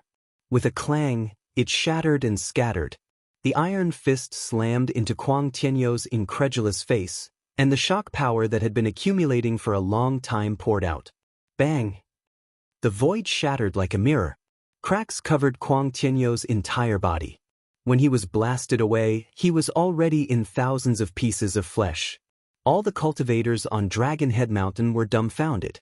Even the great Xia Emperor couldn't maintain his composure and opened his mouth wide. The powerful corpse emperor was killed by a mere monster king with a punch? The stars in the sky also lit up, full of surprise and confusion. After Li Qingshan smashed Kwang Tianyou with a punch, he didn't follow up with another attack. He maintained the posture of waving his fist and stood motionless like an eternal statue. Boom! The ground under Li Qingshan's feet shattered and collapsed. Rumble! Like a huge earthquake, Dragon Head Mountain was also shaking as if it would collapse at any time. A crack even climbed up to Dragon Head Mountain. All of a sudden, his ape arm exploded like a punctured balloon, and his entire body exploded along with it. Taking this attack head-on had already exceeded the limit of his body. Even though he tried his best to guide the saber chi to the ground under his feet, when the saber chi entered his body, it still tore his body apart and shattered his tiger bones. An ordinary piece of soil fell down. Few people in the world of the 9 provinces recognized it, but cries of surprise sounded in the hungry ghost realm. Living soil of the 9 heavens. This piece of living soil of the 9 heavens had always been held in Li Qingshan's fist. It was a divine item that ordinary worlds didn't have the qualifications to possess. It had strengthened the ox demon's power and magical abilities to the extreme, allowing it to shatter Kuang Tianyou's zombie divine body. This change was even more shocking. In just a single collision, the two had been smashed to pieces, and in the end, they had actually perished together. Si Bao murmured, "No, it's not perishing together. Both of them didn't die. How powerful!" The moment Li Qingshan's body was shattered, a phoenix cry soared into the sky. Blazing flames, the phoenix's nirvana. The pieces of Kuang Tianyou's scattered corpse began to gather in midair. Everything had happened in the blink of an eye. Both of them needed only an instant to recover their battle prowess. At this time, whoever was faster would have the upper hand. However, this was not a one-on-one battle. When Li Qingshan shattered Kuang Tianyou, a white figure flashed out from behind him. Wielding the Buddha-slaying sword, it stabbed at the thousands of pieces of the corpse. The tip of the sword stabbed at a piece of flesh that looked like an ankle. Then it immediately pulled back and stabbed again, repeating this simple action. 100 sword lights seemed to stab out at the same time, like a flower in full bloom. Even though many years had passed, their cooperation was still incomparably tacit, exquisite to the extreme. The pieces of the corpse that were stabbed all began to burn. In the blink of an eye, Kuang Tianyou had gathered all the pieces of the corpse together. However, he appeared exceptionally horrifying and miserable. A third of his head was missing, his calf was gone, and there was a large hole in his chest. His body was mutilated everywhere, and half of his face was filled with shock and anger. The living soil of the 9 heavens was just about to fall to the ground when it suddenly flew up again.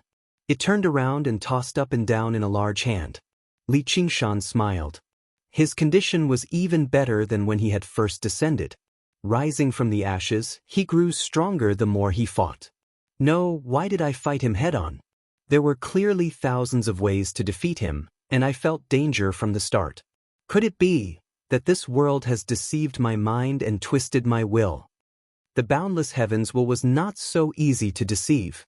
Kuang Tianyou's mind cleared, and he immediately felt the danger of death. His heart trembled, and he pushed off with one leg, charging straight into the sky. He fled toward the gate of hungry ghosts, disregarding everything else. "You want to leave after offending little N? Come if." Li Qingshan gripped the living soil of the 9 heavens tightly, fully activating the great earth force field. He grabbed at Kuang Tianyou from afar.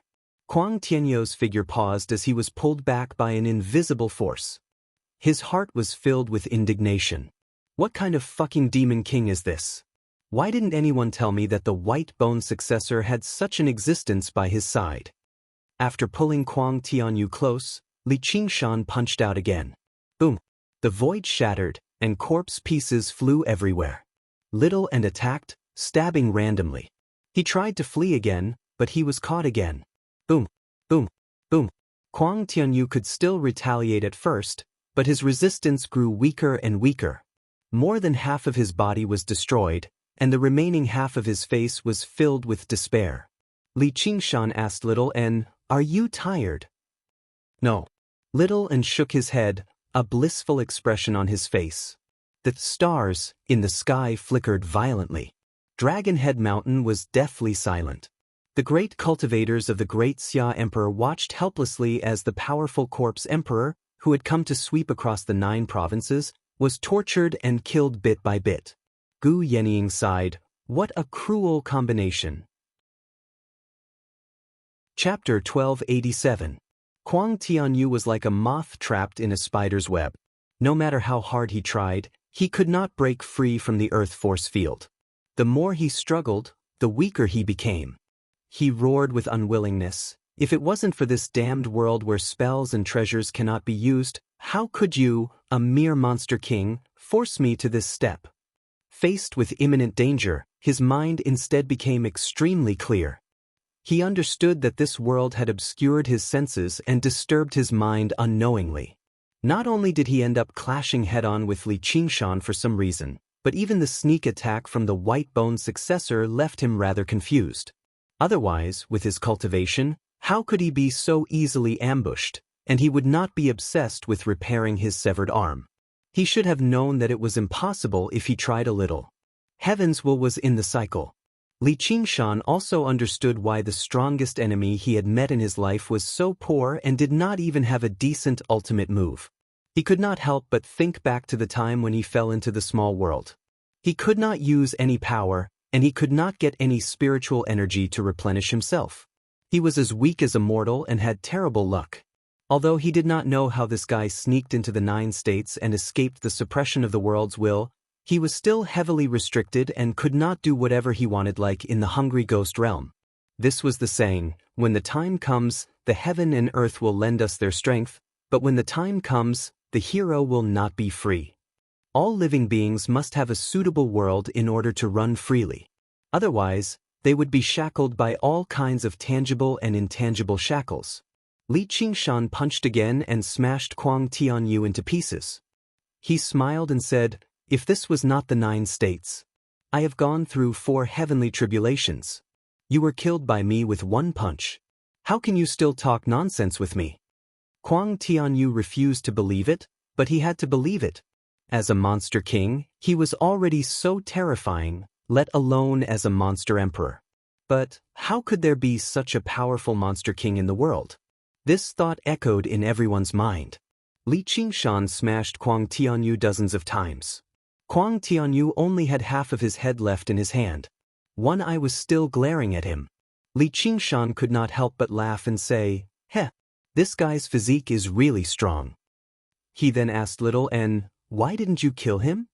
No matter how strong one's physique was, it would be greatly reduced in front of the Buddha-slaying sword.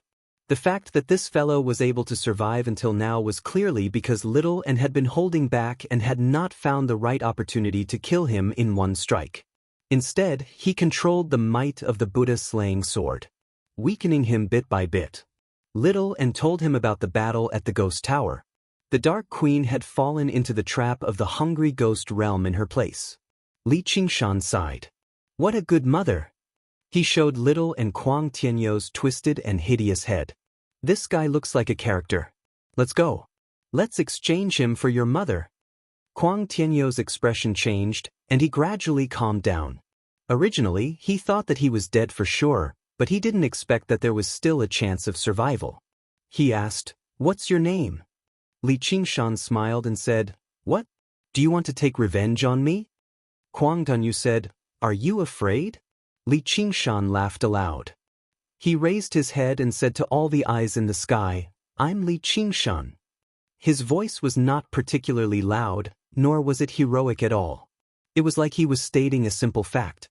"You're in big trouble now." The corner of Kuang Tianyu's eye twitched. He understood that Li Qingshan was looking down on him.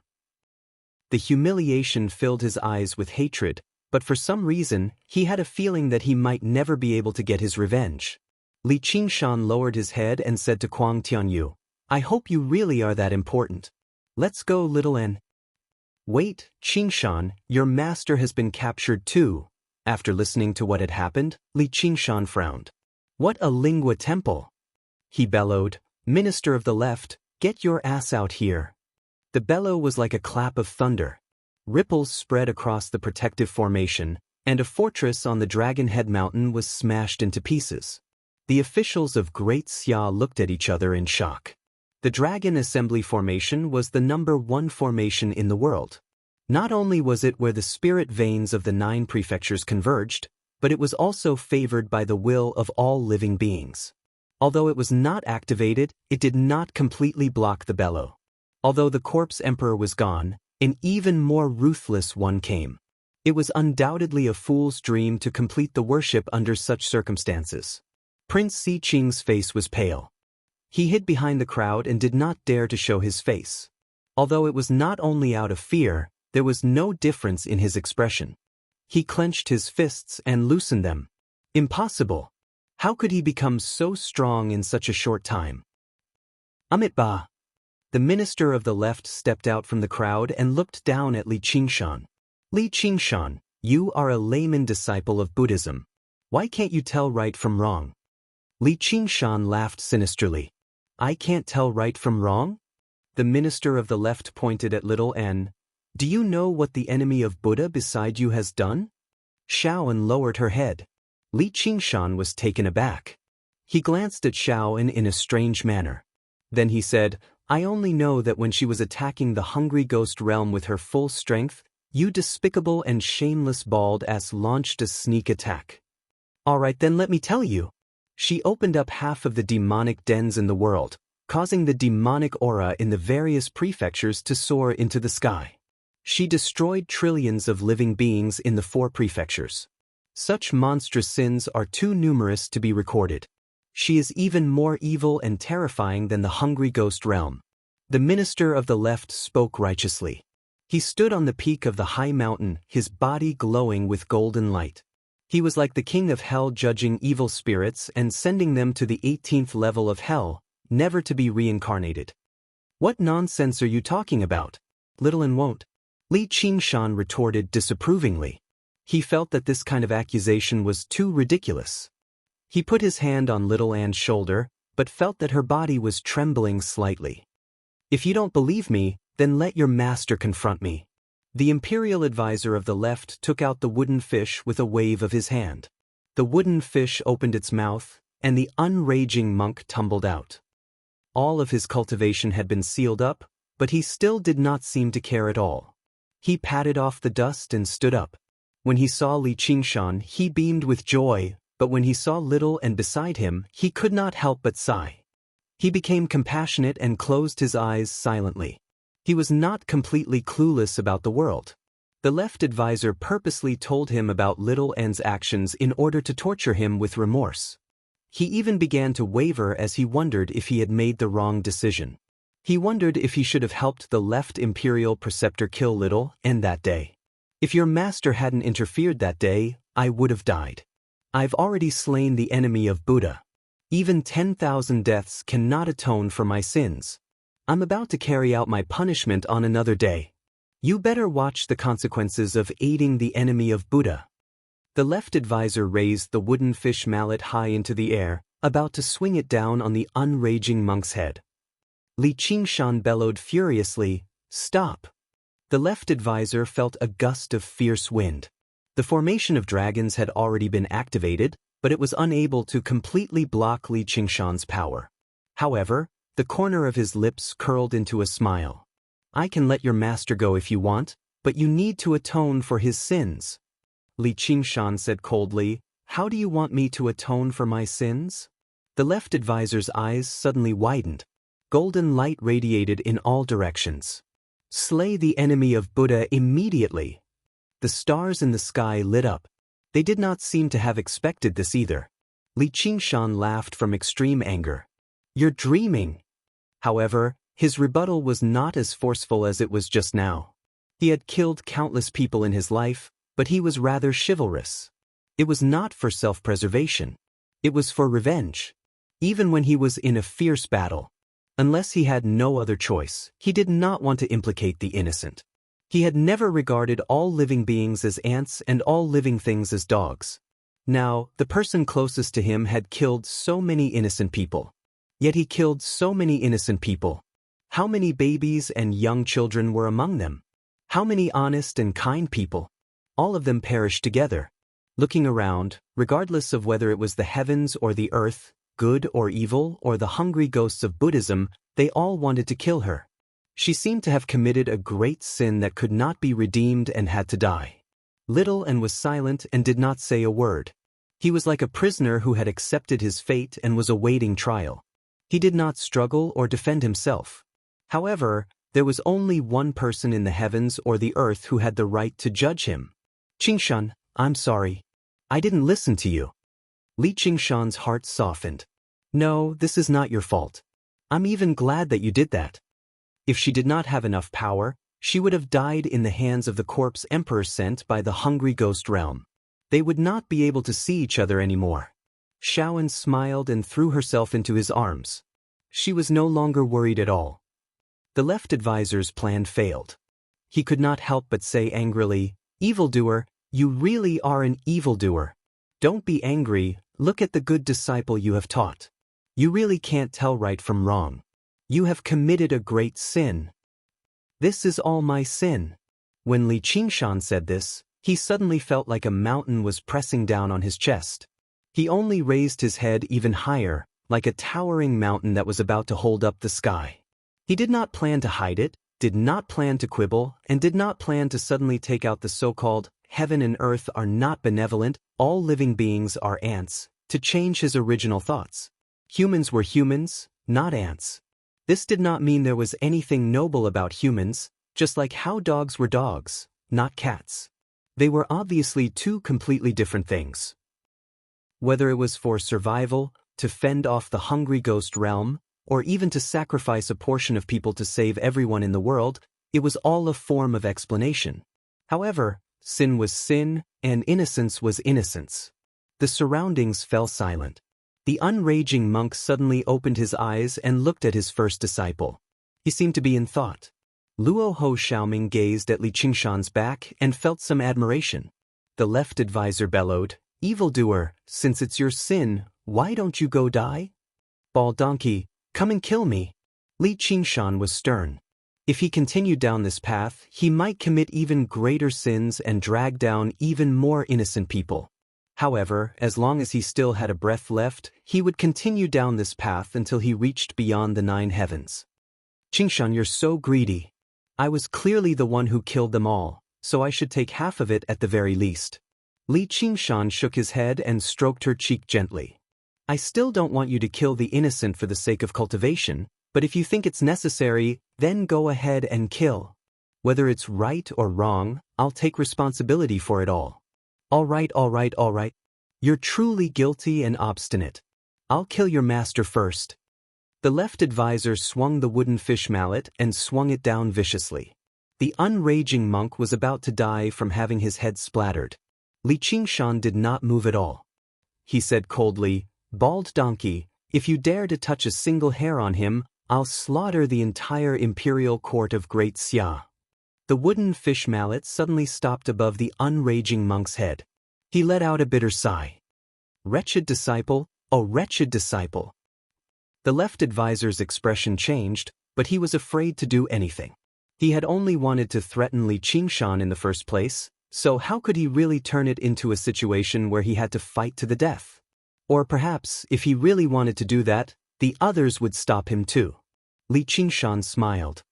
"Master, I forgot you don't have any hair on your head. Don't worry, I'll definitely save you. If I really can't save you, I'll avenge you. Little and let's go." "To where?"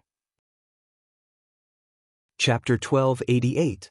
The imperial advisor of the left's expression changed drastically. He pointed at Li Qingshan. "Wretched demon, don't you dare." The unraging monk said, "You mustn't, you wretched disciple." Li Qingshan completely ignored him. He tossed half of Kuang Tianyou's head to Little and then unfurled his wings of wind, leaping over the mountains. Little and followed closely behind, vanishing into the horizon together. The mountains of the Dragon Province rose and fell. There was basically no flat land. Basically every single mountain had a spiritual vein running through it. The spiritual chi of any random mountain surpassed the Qing Shao dwelling in the Chain Mountains. Then he remembered how the old donkey had destroyed the dwelling, which made him even more furious. On top of Dragon's Head Mountain, Gu Yenying said, "Your Majesty, this world is about to be devoured by the hungry ghost realm. We're all people of the 9 provinces, so if we continue fighting like this, the hungry ghost realm will laugh at us. Why don't we just keep the peace and release this unraging master? That way, you can continue your worship." The Emperor of Great Xia frowned. "How did you know?" Gu Yenying smiled. "It's only a guess. If you're willing to make peace, I can mediate. Normally speaking, that wretched demon is still reasonable." Before the Emperor of Great Xia could reply, the imperial advisor of the left sneered. "Our Lingua Temple isn't a place that just anyone can take down. It won't be too late to talk once the wretched demon runs out of options and returns here." The Emperor of Great Xia said in thought, "You're right, imperial advisor. With the strength that Li Qingshan has demonstrated just now, he'll be a great help to me if I can use him." There was an even deeper reason that could not be put into words. As the Emperor of Great Xia, he possessed supreme authority. How could he easily accept a wretched demon who had appeared out of nowhere to be on equal footing with him? If he's willing to submit, I can confer him the title of 10-Demon King. He'll be able to watch over an entire province. Gu Yenying bowed slightly. I wish you all the best, Your Majesty. However, he shook his head in his heart. Now that things have come to this, why would Li Qingshan care about being the 10-Demon King? It's already good enough that I don't kick you off this Dragon Head Mountain and become the emperor. The Dragon Province was not particularly large. A while later, Li Qingshan saw a Buddhist holy land shrouded in golden light and shrouded in mist among the mountains. It was the greatest temple in the world, the Lingua Temple. There were thousands of pagodas and halls in the temple. It was resplendent and dazzling, as if it was one with the mountain. It was as if it was made of a whole piece of gold. At this moment, the temple's alarm bell rang. A ray of Buddhist light soared into the sky, illuminating the surroundings. Another 8 spots of golden light rose and hovered above the Lingua Temple. The left imperial preceptor had already sent a message, ordering the 8 monk kings stationed in the temple to rely on the formation. They guarded the Lingua Temple. The 7-treasure monk monarch was one of them. Looking at the demonic aura that was sweeping over like a black cloud, their emotions were rather complicated. In his message, the left advisor told them about the battle at the foot of Dragon Head Mountain. The conclusion was, the wretched demon is vicious. You must not leave the formation and fight him in the open. Even the mighty left advisor was afraid of leaving Dragon Head Mountain right now to assist the Lingua Temple, afraid that Li Qingshan would intercept him halfway. Boom! Li Qingshan landed at the entrance of the temple and stowed away his wings of wind, gazing at the golden mountain. He did not plan on directly attacking the Lingua Temple. That would take far too much time and effort. Just the nameless protective formation completely surpassed the Chan monastery of Devanaga in the past. Who knew how many tricks this holy land of Buddhism was hiding? Even if he was not afraid, it would still be troublesome. Wretched demon, how bold of you!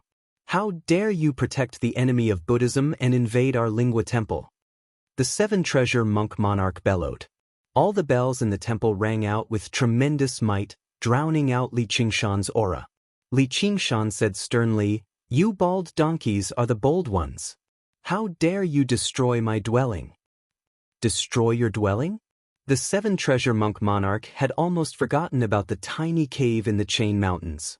Only now did he remember it. Are you talking about that barren mountain in the Chain Mountains? Probably no one in the world believed that a tiny mountain with thin spiritual chi could be mentioned in the same breath as the Lingua Temple.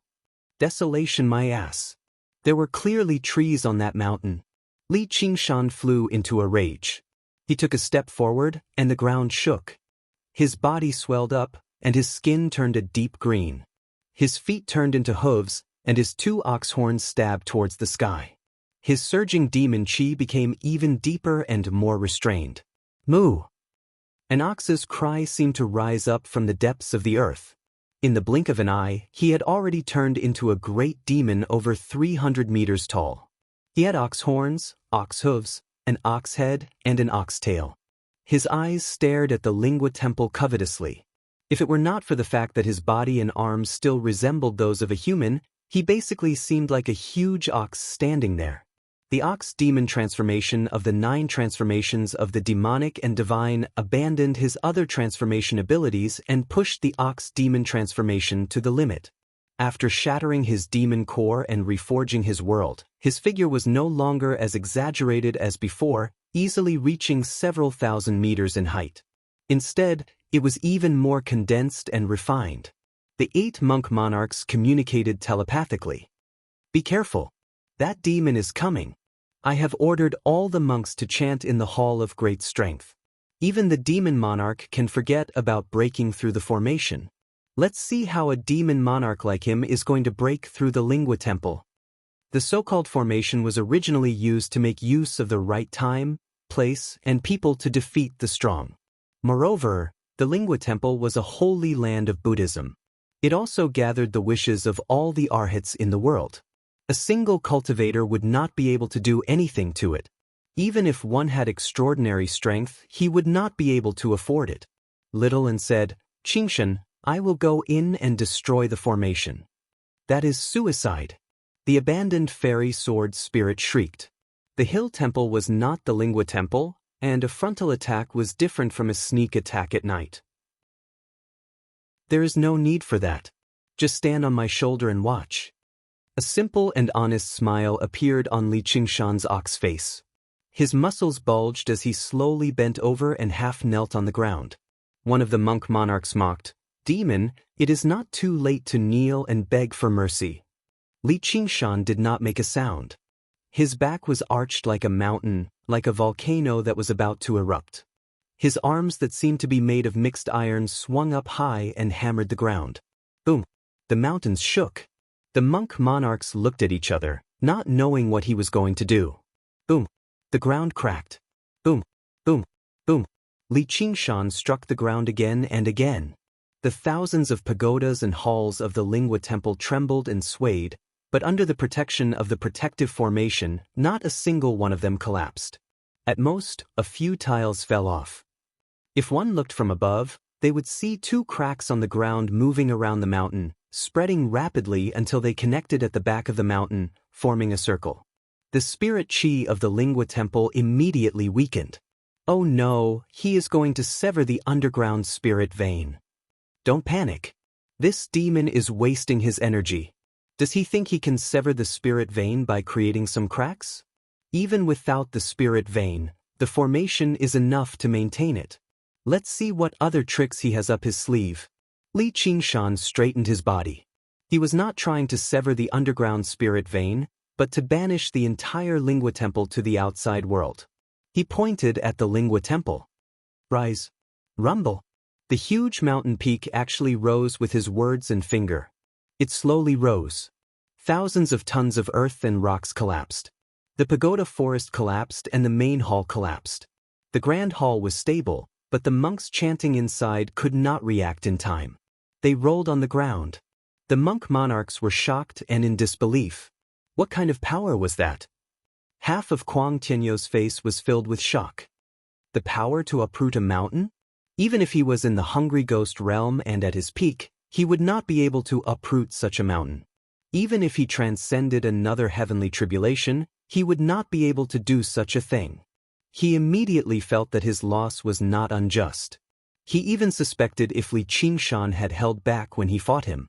Li Qingshan obviously could not achieve this with his own strength. Even if he transformed into a minotaur, he would not be able to do it. Back then, he had uprooted a small mountain and placed a Buddha head on Great Buddha Mountain. It had already taken him a great deal of effort, yet he still had to do it personally. Right now, it was equivalent to uprooting the entire Great Buddha Mountain with his earth force field. The crux of everything was the life soil of the 9 heavens in his possession. With this earth force field, dealing with the earth and rocks was as easy as a father handling his son. Of course, if it were someone else, even if they were more powerful than Li Qingshan, they would not be able to use the power of the life soil of the 9 heavens like this. The ox demon's power had already touched on the power of the origin. As the mountain was uprooted, a huge pit was left behind. There was a black hole at the bottom of the pit. Immediately, demon chi surged into the sky, obscuring the stars and making the sky dim. A colossal demon cavern that had never been seen before was suppressed beneath the Lingua temple. Countless demon folk crawled out from the demon cavern.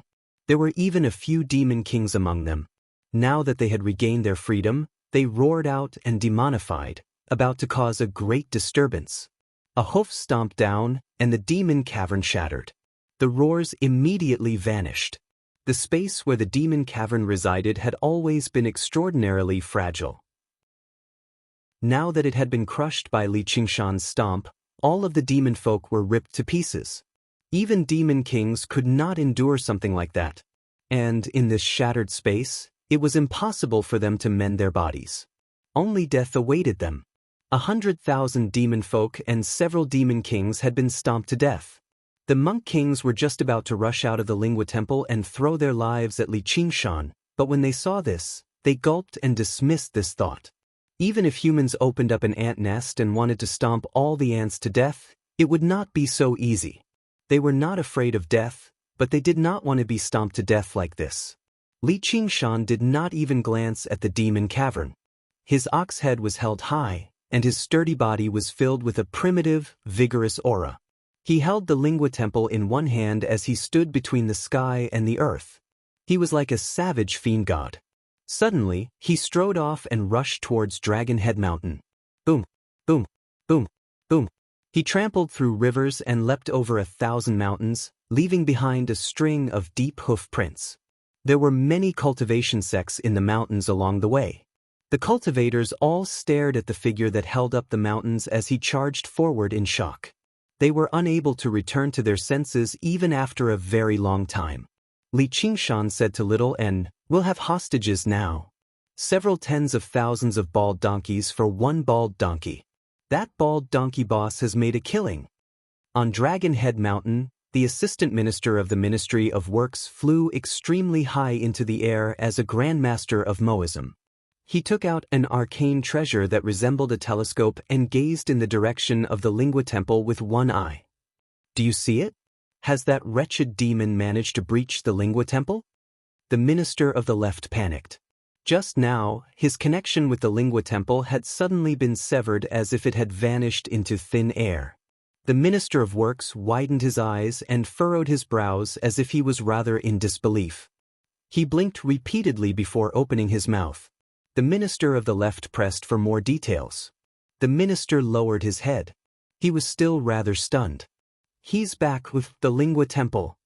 With the Lingua Temple? All the cultivators below were baffled. What did he mean by with the Lingua Temple? Could the Lingua Temple be stuffed into his pocket? The Minister of Works had always been obsessed with the research of puppets and machinery. He was a little crazy, so no one paid him any mind.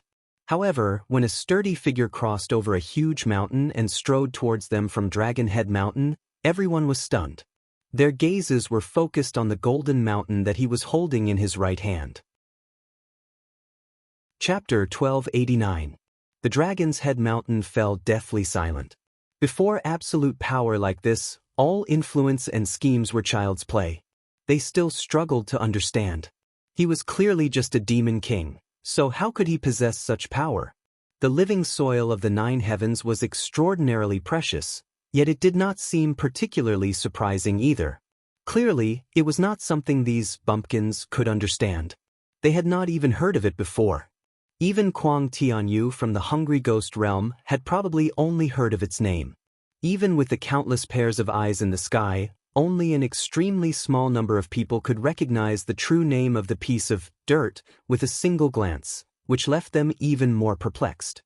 They had never heard of the living soil of the 9 heavens having such an effect. When Li Qingshan stood before the Dragon's Head Mountain again, his human form turned into that of an ox demon. "Release them, or I'll slaughter these bald donkeys first before slaughtering you bastards." It was like a kidnapper confronting the police with a hostage situation. The police did not speak, nor did they negotiate. They directly kidnapped the kidnapper's entire family, including the dog they had raised for a decade.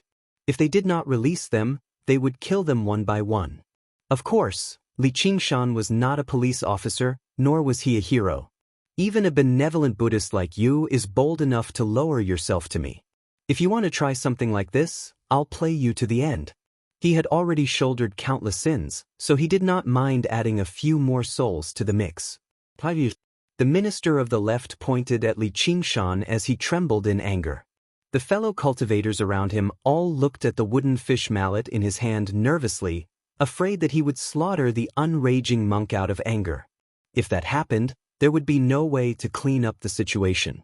Li Qingshan would probably directly smash the Lingua Temple over. Just like the minister of the left, the emperor of Great Xia was originally rather confident in the great formation of dragons.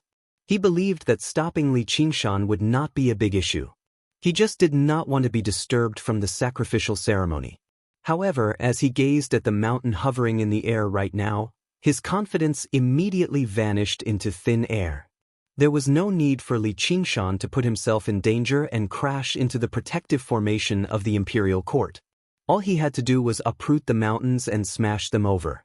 All they could do was resist, and they would definitely lose the altar. There was no need to even think about the grand sacrificial ceremony. Gu Yenying said, Your Majesty, it looks like Li Qingshan isn't satisfied with just being a 10 Directions demon king. The Grand Xia Emperor frowned. Only then did he realize how ridiculous his words just now were. He said coldly, I'm afraid the current you isn't satisfied with this. I've never been satisfied. The left master said, don't be angry, don't be angry. You've really taught a good disciple. The Chan monastery of Devanaga first produced an enemy of the Buddha, and then they produced a wretched demon like this who wants to destroy our Lingua temple. What a great place. The unraging monk straightened himself up. He sighed and said, Qing'an, stop it. I'm just a monk who drinks and eats meat. I'm not worth it. From today onwards, I will expel you from the sect. You and I will have nothing to do with each other anymore. I am a Buddhist disciple. We're willing to be punished by the Buddhist precepts. Please let our fellow disciples of the Lingua Temple go. In order to save him, they had to gamble the lives of several tens of thousands of monks. He never wanted to see something like that. Li Qingshan frowned before smiling again. Since we have nothing to do with each other anymore, why should I listen to you? Whether you want to live or die, that's up to you. But even if you kill yourself right now, I'll send the entire Lingua Temple down with you. The unraging monk was rendered speechless. He let out a long sigh. This wretched disciple's wings had already become as tough as steel, so how could he still be affected by him? Or perhaps he had never been affected by him in the first place. I'll count to 10.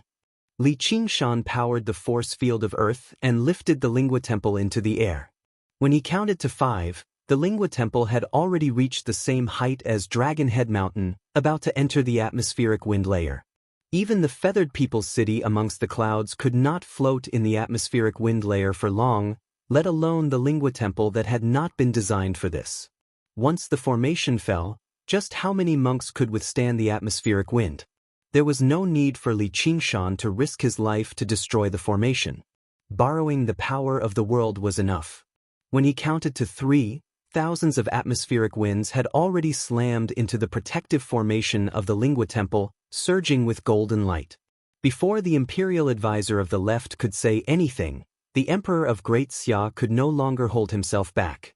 Imperial advisor, I think the enemy of Buddha is very obedient to Li Qingshan. He won't slaughter wantonly anymore. The dead are already dead.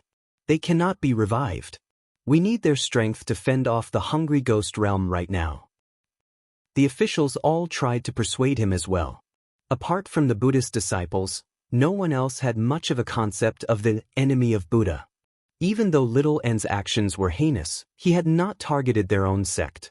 Since they did not possess sufficient strength, it was best if they did not go looking for trouble. Cultivation was for longevity, not for upholding justice. Even with the might of the gods and Buddhas, they had yet to destroy the demon domain. There would always be someone who had to consider the bigger picture, and by bigger picture, it had never been world peace or human justice, but the strong. The strong often did not refer to a single individual. When a group of mediocre people gathered together, they could judge a genius as a madman just because there were so many of them. If they did not want to endure the reputation of being a madman, then they had to restrain themselves and consider the bigger picture. But now, Li Qingshan relied on himself to control the bigger picture. He bellowed out, 1. Stuff. The imperial advisor of the left waved his hand and removed the restraints on the unraging monk. He sucked in a deep breath. Unraging, you can go. You're no longer a Buddhist disciple. The unraging monk stood up. He showed no joy or anger on his face. He bowed. You can beat me or kill me, imperial advisor, but you can't strip me of my identity as a Buddhist disciple.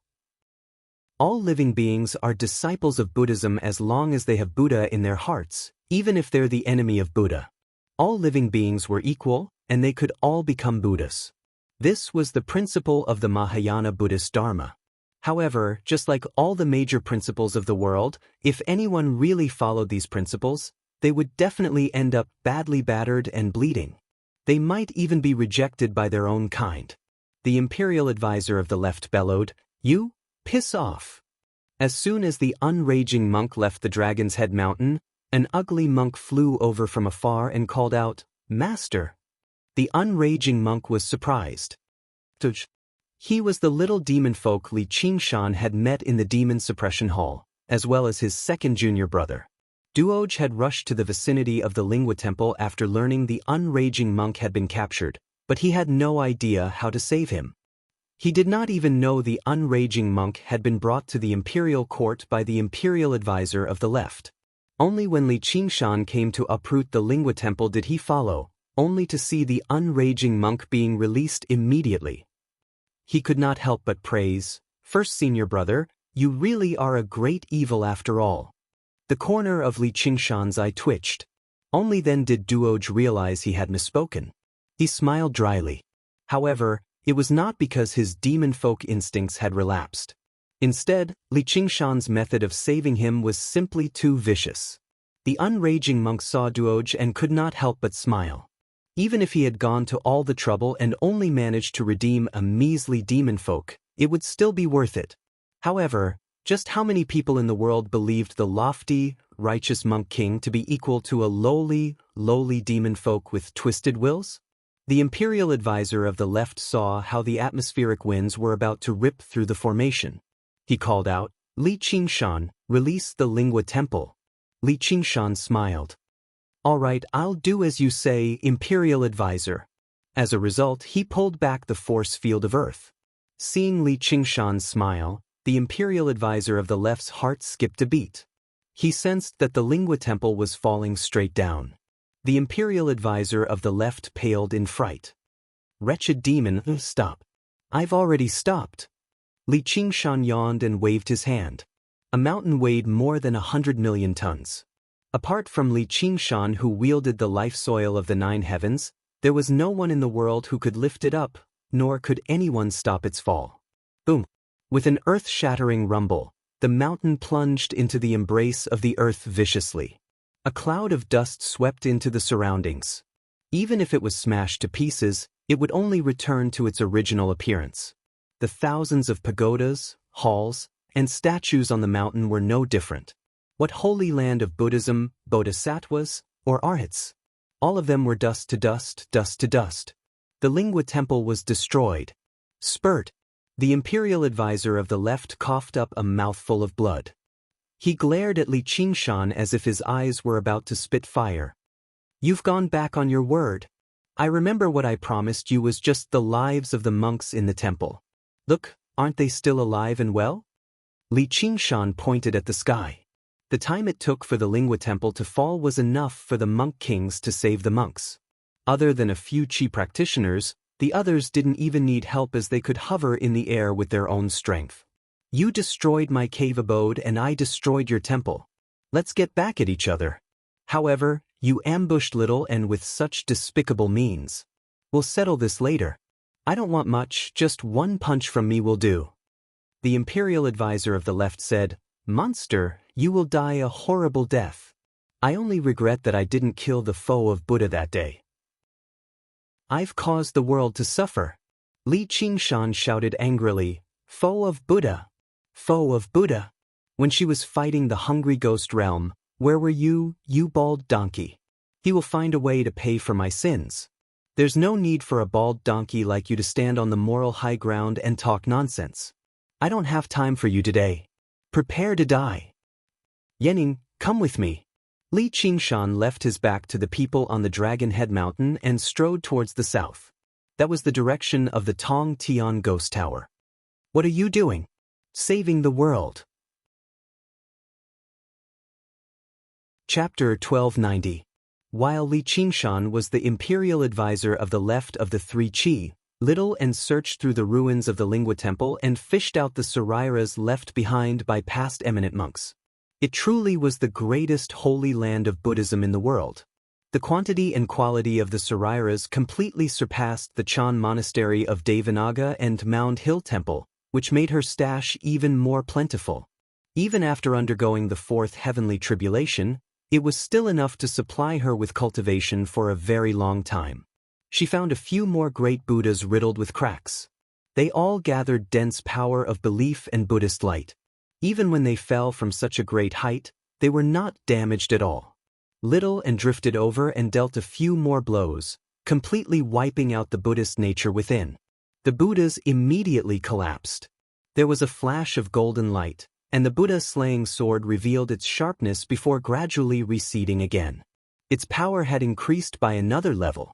Only then did she return to Li Qingshan's shoulder in satisfaction. The imperial advisor of the left was utterly furious. He had not activated the great Buddhas in the Lingua Temple because he wanted to preserve the seed of hope for the Lingua Temple, but he never thought they would still not be spared in the end. Just the act of destroying the Buddhas before all the monks was already a heinous crime, not to mention the fact that he had destroyed the precious Buddhas in the Lingua Temple. Not to mention the fact that it was a precious Buddha statue that had gathered the power of wishes for 10,000 years. This was unforgivable. The monk kings were basically about to lunge over regardless of the consequences. Even the unraging monk could not help but try to stop them. However, the tall ox demon that stood like a mountain and faced off against the imperial court made everyone dismiss this thought. Faced with such unimaginably great power, any resistance or struggle would be overestimating themselves and asking to be humiliated. Utterly furious, the imperial advisor of the left instead calmed down. He stared at Li Qingshan's back coldly and said to the Emperor of Great Xia, "Your Majesty, please begin the ritual as soon as possible." Ritual as soon as possible? Ritual as soon as possible? Li Qingshan asked Gu Yenying, "What's a ritual as soon as possible?" "That's the greatest secret of the imperial court of Great Xia. I've only heard some rumors. I think it's related to the human realm and the founding emperor." Interesting. No wonder these guys were so calm when we attacked the ghost tower. Do they want to use the power of the human realm to fend off the hungry ghost realm? Li Qingshan slowed down his footsteps, the divine power of the earth surging endlessly into his body, expelling his fatigue.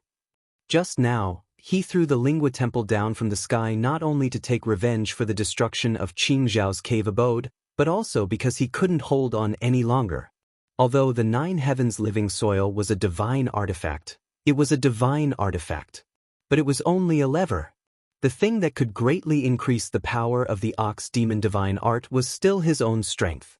Gu Yenying asked, "Aren't you going to stop them?" Li Qingshan shook his head. "Our top priority is still the hungry ghost realm. Those guys in the sky are the real enemies of Little and me." Gu Yenying couldn't help but look at Little and looked at her expressionlessly. Gu Yenying nodded slightly. Little and turned around. He focused on repairing the white bone scars. "That's right, the human realm and the hungry ghost realm are different in nature. They don't have the instinct to devour worlds. Even if he had designs on the 9 states, it would only be a small scheme of some sect. It wouldn't be as threatening as those guys in the sky." Luo Ho Xiaoming was a god of the Azura realm. His understanding of the 6 paths of reincarnation was unparalleled in the 9 states.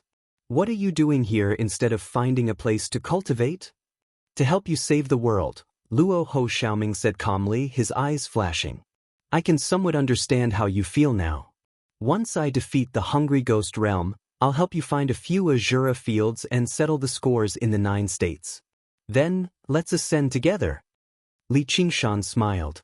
After causing a ruckus in the dragon state, he felt that the ape demon transformation was beginning to stir again. It was about to break through to the 4th tier. The ape demon transformation was just too compatible with his temperament. Cultivating it was like playing, and he was in a good mood. At that moment, a cold wind blew, carrying the scent of death. Leaden clouds covered the sky, obscuring the eyes peeking from the sky. Before they knew it, there was no longer any signs of life on the ground. Li Qingshan frowned. This was only the border between the Green Province and the Dragon Province.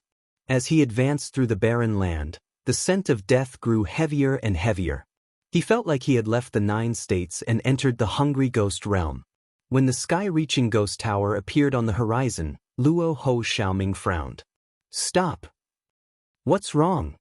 There was a flash of black light at the top of the sky-reaching ghost tower.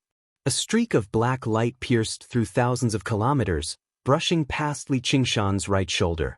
That was where Little An stood. From beginning to end, it was completely silent. "Little An." Li Qingshan's eyes narrowed. He was actually unable to react at all. His shoulder rapidly withered and cracked, spreading to most of his body in the blink of an eye, extinguishing all of his life force. Turning around, he saw Gu Yenying unfurl her Kuan-Peng wings and pick up Little An. At that critical moment, she used the Kuan-Peng speed to save Little An. Li Qingshan calmed down and immediately fell backwards. With a boom, the Kuan-Peng broke into pieces. Blazing flames rose as the phoenix underwent nirvana. However, Li Qingshan still felt extremely weak. He did not feel the usual comfort of reviving on the spot at all. He punched the ground, and a mountain rose from the ground, blocking them. Only then did he feel a sense of lingering fear.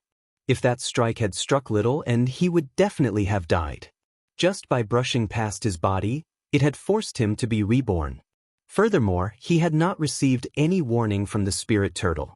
Unless the heavenly secret senses had been messed up, even if the target was not him, it would not have been so slow. Only now did he truly realize just how terrifying of an existence he was facing. The hungry ghost realm of the 6 realms of Sasra. Little An broke free from Gu Yenying's embrace. Li Qingshan smiled. "Thank goodness you're here." Gu Yenying smiled. "I probably wouldn't have been able to react in time even if it was 1,500 kilometers away." Furthermore, they were still far from the sky-reaching ghost tower. There was a thin crack in space that did not close up even after a very long time, proving the power of the strike. Luo Ho Xiaoming said, "It's the death ray from the fang of the hungry ghost. They've been charging up for us the entire time. These ghouls sure are cunning. A part of this world of yours has already been devoured and assimilated by the hungry ghost realm. Breaking this fang won't be easy." Just now, if that strike had brushed past him in the slightest, he would be dead for sure. He would only be able to revive in the Azura realm and face his cruel mother. However, despite the danger, his expression remained the same. He did not panic at all. Kuang Tianyu said, "You're dreaming if you want to destroy the fang of the hungry ghost. Just watch as this world is devoured." However, to his dismay, no one paid any attention to his threat. Luo Ho Xiaoming asked, "How's little Fatty?" "He's still adapting to the laws of this world, but he's much more active here. Let's exchange hostages first." Li Qingshan obviously would not attack the sky-reaching ghost tower recklessly. He still had an important trump card that he had yet to reveal, which was the space-devouring divine beast, Deep Blue Little Fatty. Unlike the space-devouring divine beasts, the world of the 9 provinces already possessed complete laws of the world, which restrained all outsiders. As a result, Deep Blue Little Fatty vanished soon after entering the 9 provinces. Now, she was hiding in the space beside Li Qingshan, ready to feast at any time. Floating Astronomy. Chapter 1291. Li Qingshan raised the head high into the air. "Give me back the person I want, and I'll toss this guy back to the hungry ghost realm."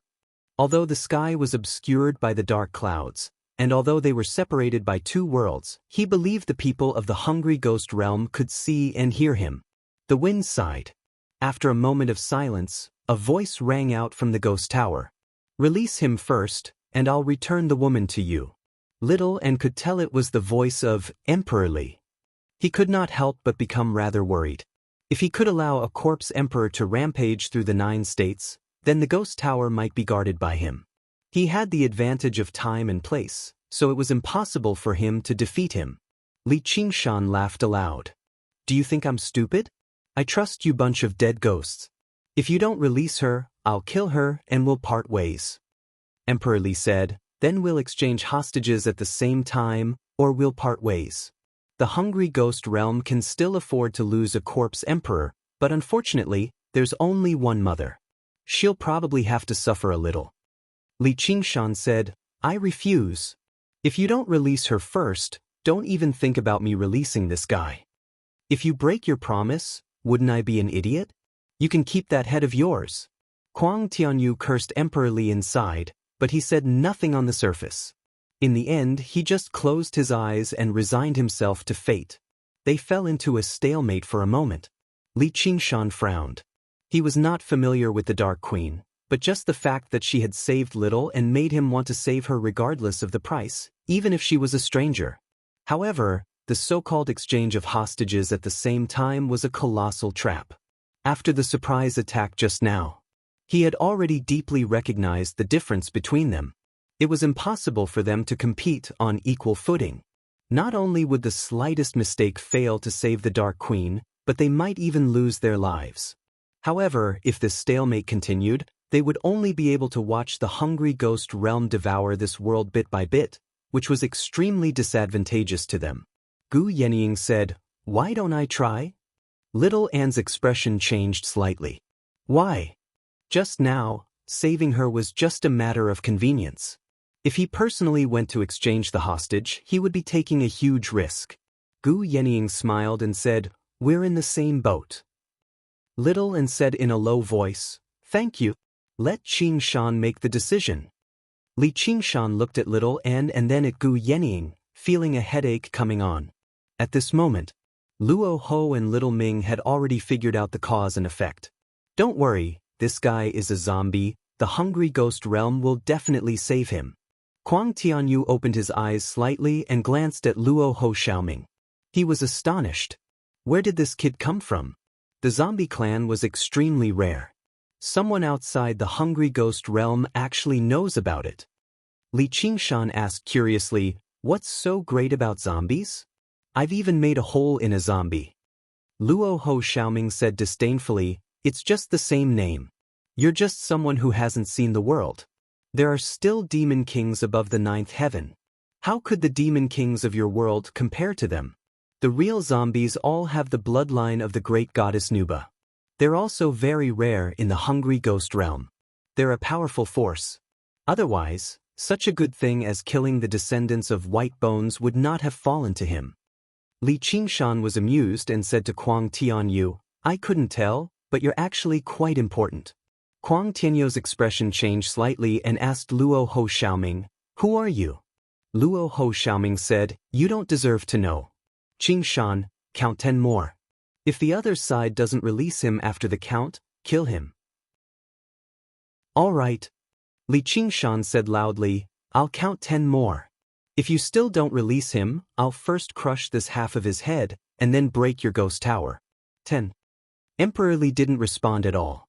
Li Qingshan had always been decisive.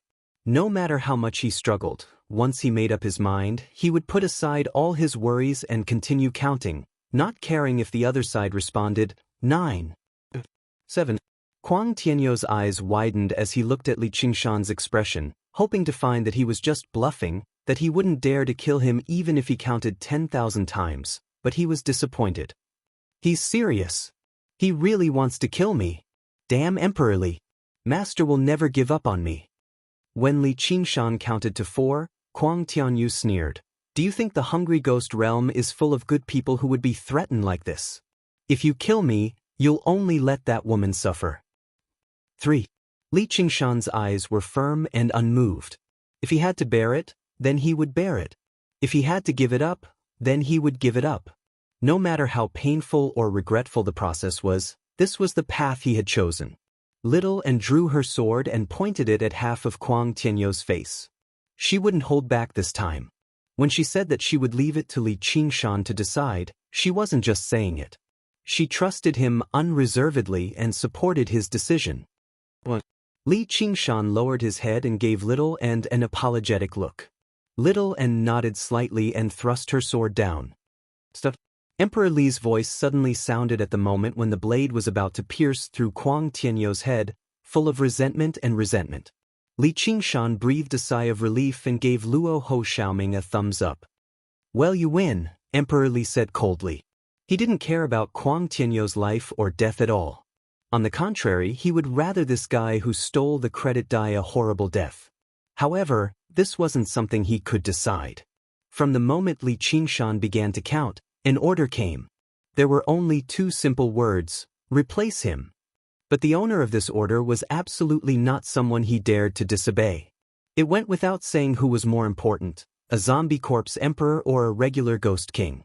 As for Li Qingshan, he clearly could have slaughtered the Lingua Temple and exacted his revenge even more thoroughly, but he never killed a single person in the end. This was also an important reason. He had already proven his trustworthiness. The Dark Queen drifted out from the deep, vast mouth of the hungry ghost. Her face was particularly pale, but she was not injured at all. She had just completely turned into a ghost king. This was not the Emperor's doing. Instead, the hungry ghost realm could not tolerate the living. However, she was a disciple of the Umbral Een sect in the first place, so the transformation did not affect her at all. Li Qingshan then said, "You better not try anything, or don't blame me for not keeping my word." Emperor Li was just thinking about whether he should do something to the Dark Queen or not. He could do it after exchanging hostages, but after hearing what Li Qingshan had said, he finally gave up on it. Killing a ghost king was completely meaningless. Huang Tianyu could not die because of him, or the zombies would never spare him. Mother. Shenyue. The mother and daughter were happy to see each other. Shaoan also smiled, which was rare for him. After Li Qingshan's return, she seemed to sense something again. "Your Highness, please don't move. Relax your mind. Let me examine you." Li Qingshan's eyes were as tranquil as the sea. He extended his hand towards the Dark Queen. The Dark Queen frowned, but she did not turn him down. She allowed Li Qingshan to place his hand on the top of her head and inspect her body closely. The spirit turtle did not sense anything wrong. Only then did she stop. Huang Dinyu said, "Release me." Li Qingshan sneered viciously. Murderousness surged. "You better go die." A pair of eyes suddenly lit up in the sky, piercing through the clouds. Huang Tianyou's face changed drastically. "How dare you!" The incoming murderousness suddenly vanished. Huang Tianyu was taken aback, only to hear Li Qingshan laugh. "I was just joking. Look at how scared you've become. Don't worry, I won't go back on my word. That's because I know people like you always like to court death. You'll definitely come knocking on my door to die in the future, so I'll spare you for a few days." With a farewell, he tossed half of Huang Tianyou's head towards the ghost tower like he was throwing a shot put. Huang Tianyu began to recover in the air. His head became a hole, and his body slowly grew out too. The closer he got to the ghost tower, the less he was bound by the laws of the 9 provinces. Originally, he was tempted to stay below the ghost tower and fight against Li Qingshan again, but his feelings were rather mixed right now. If what he said really came true, then wouldn't that be the greatest joke in the world? Whatever, I better return to the hungry ghost realm first and completely recover from my wounds. That sword sure is vicious. He might as well just throw himself into the mouth of the hungry ghost. There was a thought that he refused to admit. Not only had he been directly defeated, but his resolve for revenge had been crushed too. And his opponent was clearly weaker than him, yet he seemed extremely powerful. Just what kind of man was this? "I've already given him to you. Are you ready to destroy the ghost tower? Come, I can't wait to refine you into a corpse puppet." Emperor Li provoked while activating the tooth of the hungry ghost, silently accumulating power, ready to fire the death ray at any time. Even if there was a mountain in the way, this distance was enough to kill the heir of the white bone, or that Li Qingshan. It was just a pity that the woman was there. "Well, I'm coming." Li Qingshan suddenly asked a question. "Are you in the tower?" "I'm here. Do you dare to come?" A dark shadow shuttled up and down the ghost tower, sometimes condensing into a human form, and sometimes merging into the ghost tower. It was Emperor Li himself.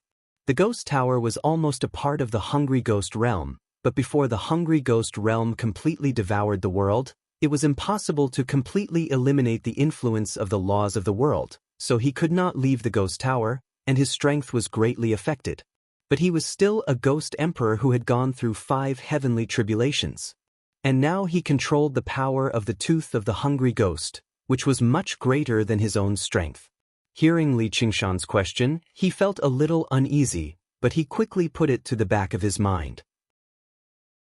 Unless Li Qingshan went through 2 heavenly tribulations at once, he would be courting death if he came. Li Qingshan smiled and said, "As long as I'm here." But he did not intend to go over, and only waved his hand and said, "Devour, little fatty."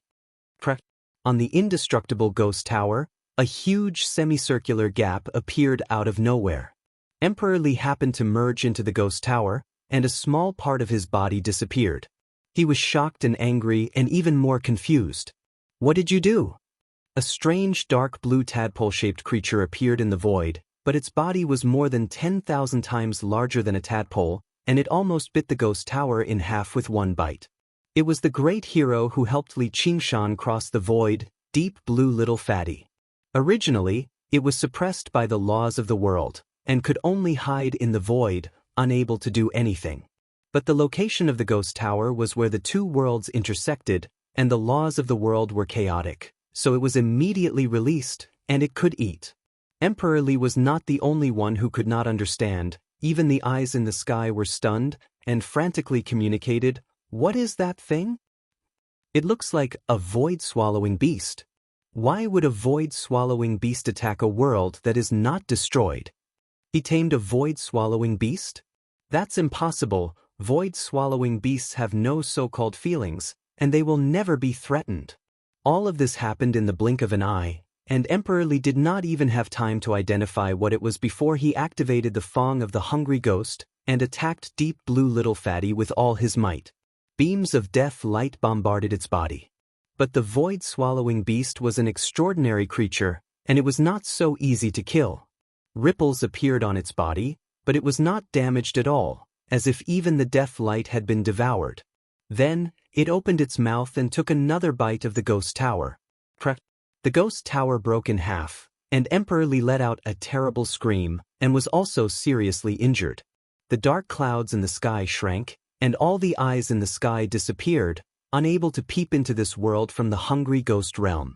The Hungry Ghost Realm was the only world in the 6 paths of reincarnation that had the instinct to devour other worlds, and the ghost tower was its fong that pierced into its prey. But this time, the big glutton had met the small glutton, and its teeth had been bitten off.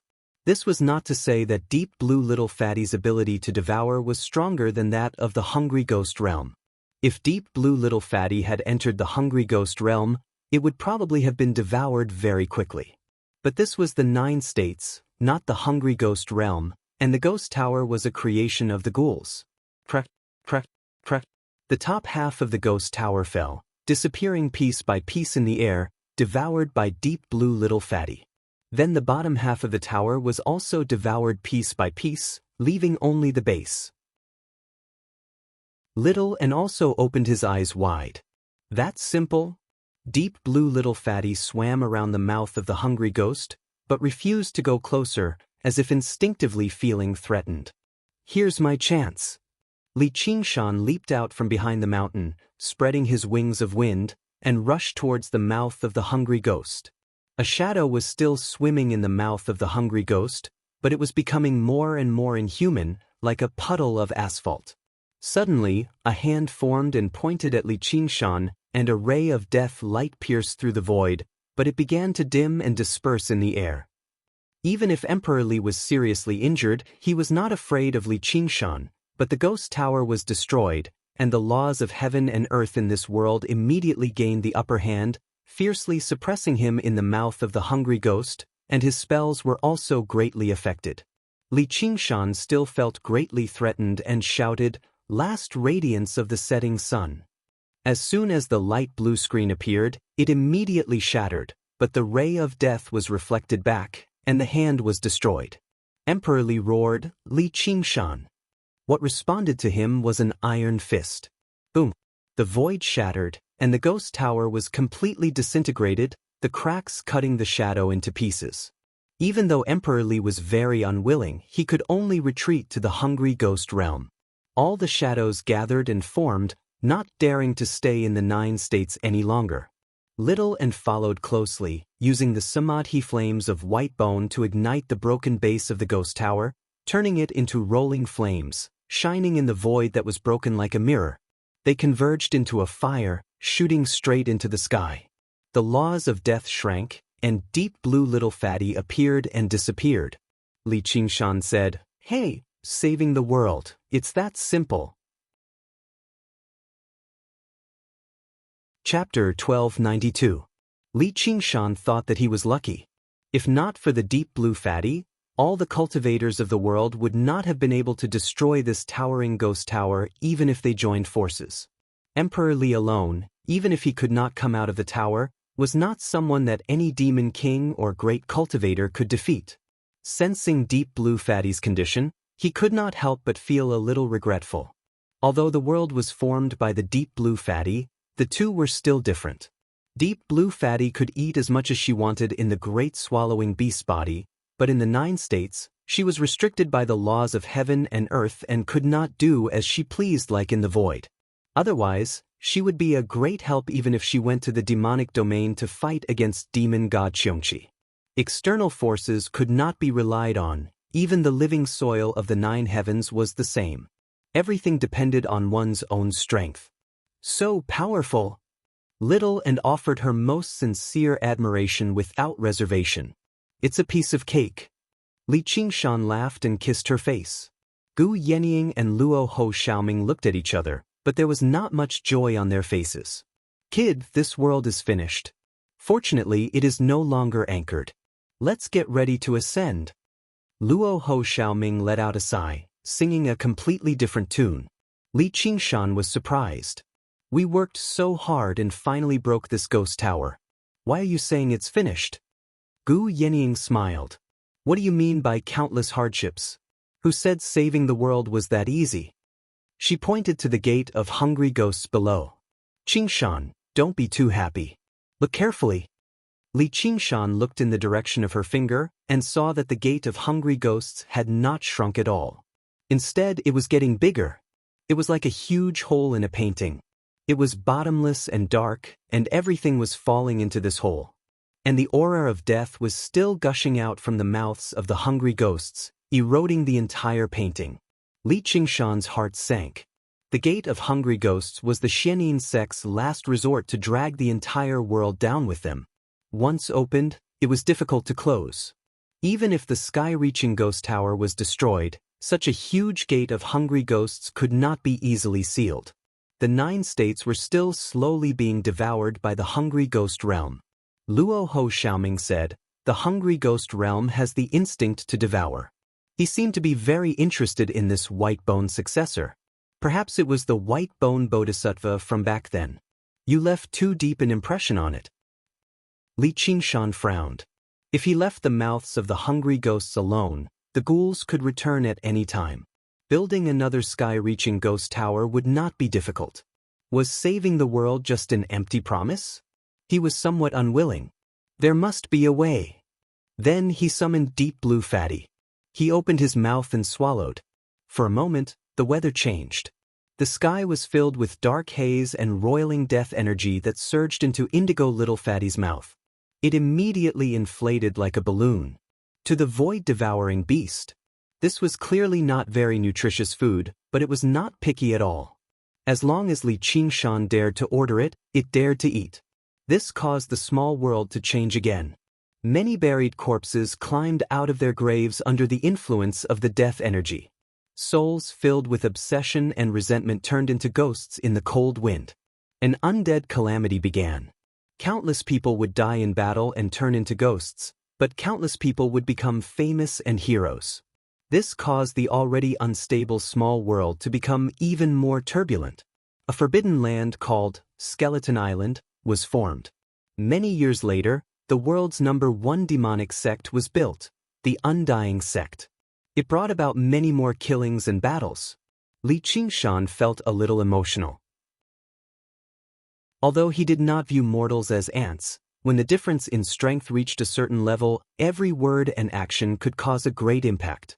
In order to save the lives of the 9 provinces, he let Deep Blue Fatty devour the death energy. It was an act of kindness, but who knew how many innocent lives had died? Even if he did not mention this back then, he let Deep Blue Fatty devour the world remains in the void. It turned into a meteor shower in the small world, causing countless earthquakes, tsunamis, and volcanic eruptions. How could there not be lives that died? This was not out of malice, but a good thing that was beneficial to many lives. Back then, he did not even feel the slightest bit sorry, because it was too far away, too insignificant. He did not even know if he could save his own life, so how could he care about the lives of others? These emotions were just emotions. Li Qingshan had never regretted anything he did, and he could not be bothered to think about such complicated things. Sealing the gate of hungry ghosts was the most important thing right now. Although he did not have a way, there was someone who definitely had a way. Little Ming, you have to recover your cultivation as soon as possible. Yenying, help Little Ming collect Azura fields. Little Oh, stay by my side. We'll go ask the Banyan Tree King for a plan. Whether we succeed or not, we won't be staying in this world for too long. Gu Yenying said nothing more. She grabbed Luo Ho Xiaoming and left. Li Qingshan conjured another mirror clone and guarded the gate of hungry ghosts, commanding Deep Blue Fatty to prevent the hungry ghost realm from playing any more tricks. Afterwards, he flew back to the Mist Province with Little N. Qing'an, welcome back. As soon as Li Qingshan entered the Mist Province, the Banyan Tree King's voice echoed through the surroundings. The sea of trees rippled, and all the living beings in the sea of trees raised their heads. Yi Liubo walked out of the Shadow Palace and said to the infant in her arms proudly, "Listen, that's your father's name. Look at how impressive he is." The infant was still very young, but his pitch-black eyes shone brightly.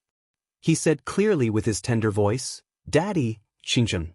In the Mist Capital, the king of Southern Yu had received news of Li Qingshan's return a long time ago. He even knew everything about him defeating the Corpse Emperor and destroying the Lingua Temple. At this realm of cultivation, information actually spread very quickly. When he heard the Banyan Tree King's welcome, he immediately took off into the air and hurried off to Towering City. The Green Province, the Cloud Province, the Harmony Province. His voice echoed through all the places where the Banyan Tree King had become a god, basically ringing through the entire 9 provinces. Everyone muttered this name inside. It would become a new legend. Li Qingshan passed through the dense canopy and landed in Towering City. The Banyan Tree King turned into a human and smiled. "Although I've never underestimated you, your performance has always exceeded my expectations." Li Qingshan smiled. "You've already said that many times." The king of Southern Yu studied him. "Just how did you, how? The key is the heart." "Fine then." The king of Southern Yu accepted this explanation helplessly, even though he had no idea what he wanted to ask about. How did he return from space? How did he defeat the Corpse Emperor? Or how did he topple the Ghost Tower? Perhaps legends had always been slightly inconceivable and incomprehensible. Li Qingshan said, "If it weren't for the urgent matter, I'd definitely drink with the two of you. May I ask, Tree King, how do you seal the mouth of a hungry ghost?" The Banyan Tree King said, "That's the wound of the entire world. No cultivator can do anything about it. All they can do is borrow the power of the world." Li Qingshan said, "I understand." "You understand?" "I've already become a god of the world once. The will of the world was powerful, but it was blurry. Everything operated on instinct, so it was unable to use its full power. If they had a smart and powerful butler, then it would be completely different. At the very least, they would not allow a Corpse Emperor to sneak in. They could directly use heavenly lightning to attack or even kill it." The Banyan Tree King was astounded. "You've become a god?" Li Qingshan said, "I'll pass on all my experience and knowledge to you right now." I never thought there would be a time when I'd be teaching you." The Banyan Tree King smiled bitterly. "It was only a matter of time before your knowledge surpassed mine. I'll go get the remaining cauldrons." Little and suddenly said. Even though he was extremely reluctant, he still wanted to lend him a hand. After a moment of hesitation, he added, "Don't ever see me again." Li Qingshan said, "I won't. I'll definitely wait for your return. The Frost Province cauldron is already gone. I'll go get the Dragon Province cauldron. I'll leave the rest to you." The Banyan Tree King had already become the god of the 5 provinces. All that remained were the 2 cauldrons. The king of Southern Yu said, "I'll be a lobbyist as well. It'll be for the best if we don't use force. This is for the sake of the entire 9 provinces. I'm sure the 2 fellows can consider the bigger picture." Li Qingshan smiled. "I don't think there's any need for me to pay them a visit in person." They split up again. Li Qingshan entered the heart of the tree through the opening in the tree trunk. The experience regarding the world god was far too profound and vast. If he had to pass it on through words, who knew how much time and effort it would take? Hollow, jade-green aerial roots extended out, directly connecting to Li Qingshan's head. The Banyan Tree King already knew how to imbue wisdom, but he was just doing the exact opposite now. Li Qingshan closed his eyes, and the relevant information appeared in his sea of consciousness. He followed the aerial roots and surged towards the Banyan Tree King. The information was so vast and complicated. It contained the profound changes of the laws of the world, as well as the indifference and loftiness of the world god. If it were any other demon king, they would probably lose their minds and experience a drastic change in personality, even falling into madness. Fortunately, the Banyan Tree King was half a world god, so he could adapt to this influence. Countless branches were spread all over the world, possessing extremely powerful digesting and deduction abilities. Every banyan tree, regardless of their size, was receiving and verifying the information. Millions of banyan trees formed a complex system that was like a neural network, working together. Rings of green light swept past the sea of trees, and all the banyan leaves trembled slightly. The Banyan Tree King was shocked and delighted. This knowledge was too important to him. Originally, when he heard Li Qingshan say that the Frost Prefecture Cauldron was gone, he was somewhat worried. Now, he had no more worries. Even without the Frost Prefecture Cauldron, he was confident that he could become the god of the Frost Prefecture in a short time. In order to seize the time and let the Banyan Tree King become a god as soon as possible, Li Qingshan only transmitted the purest knowledge. The Banyan Tree King couldn't imagine what kind of adventure he had experienced in the void to obtain such a huge harvest. At this time, he didn't have any spare energy to imagine.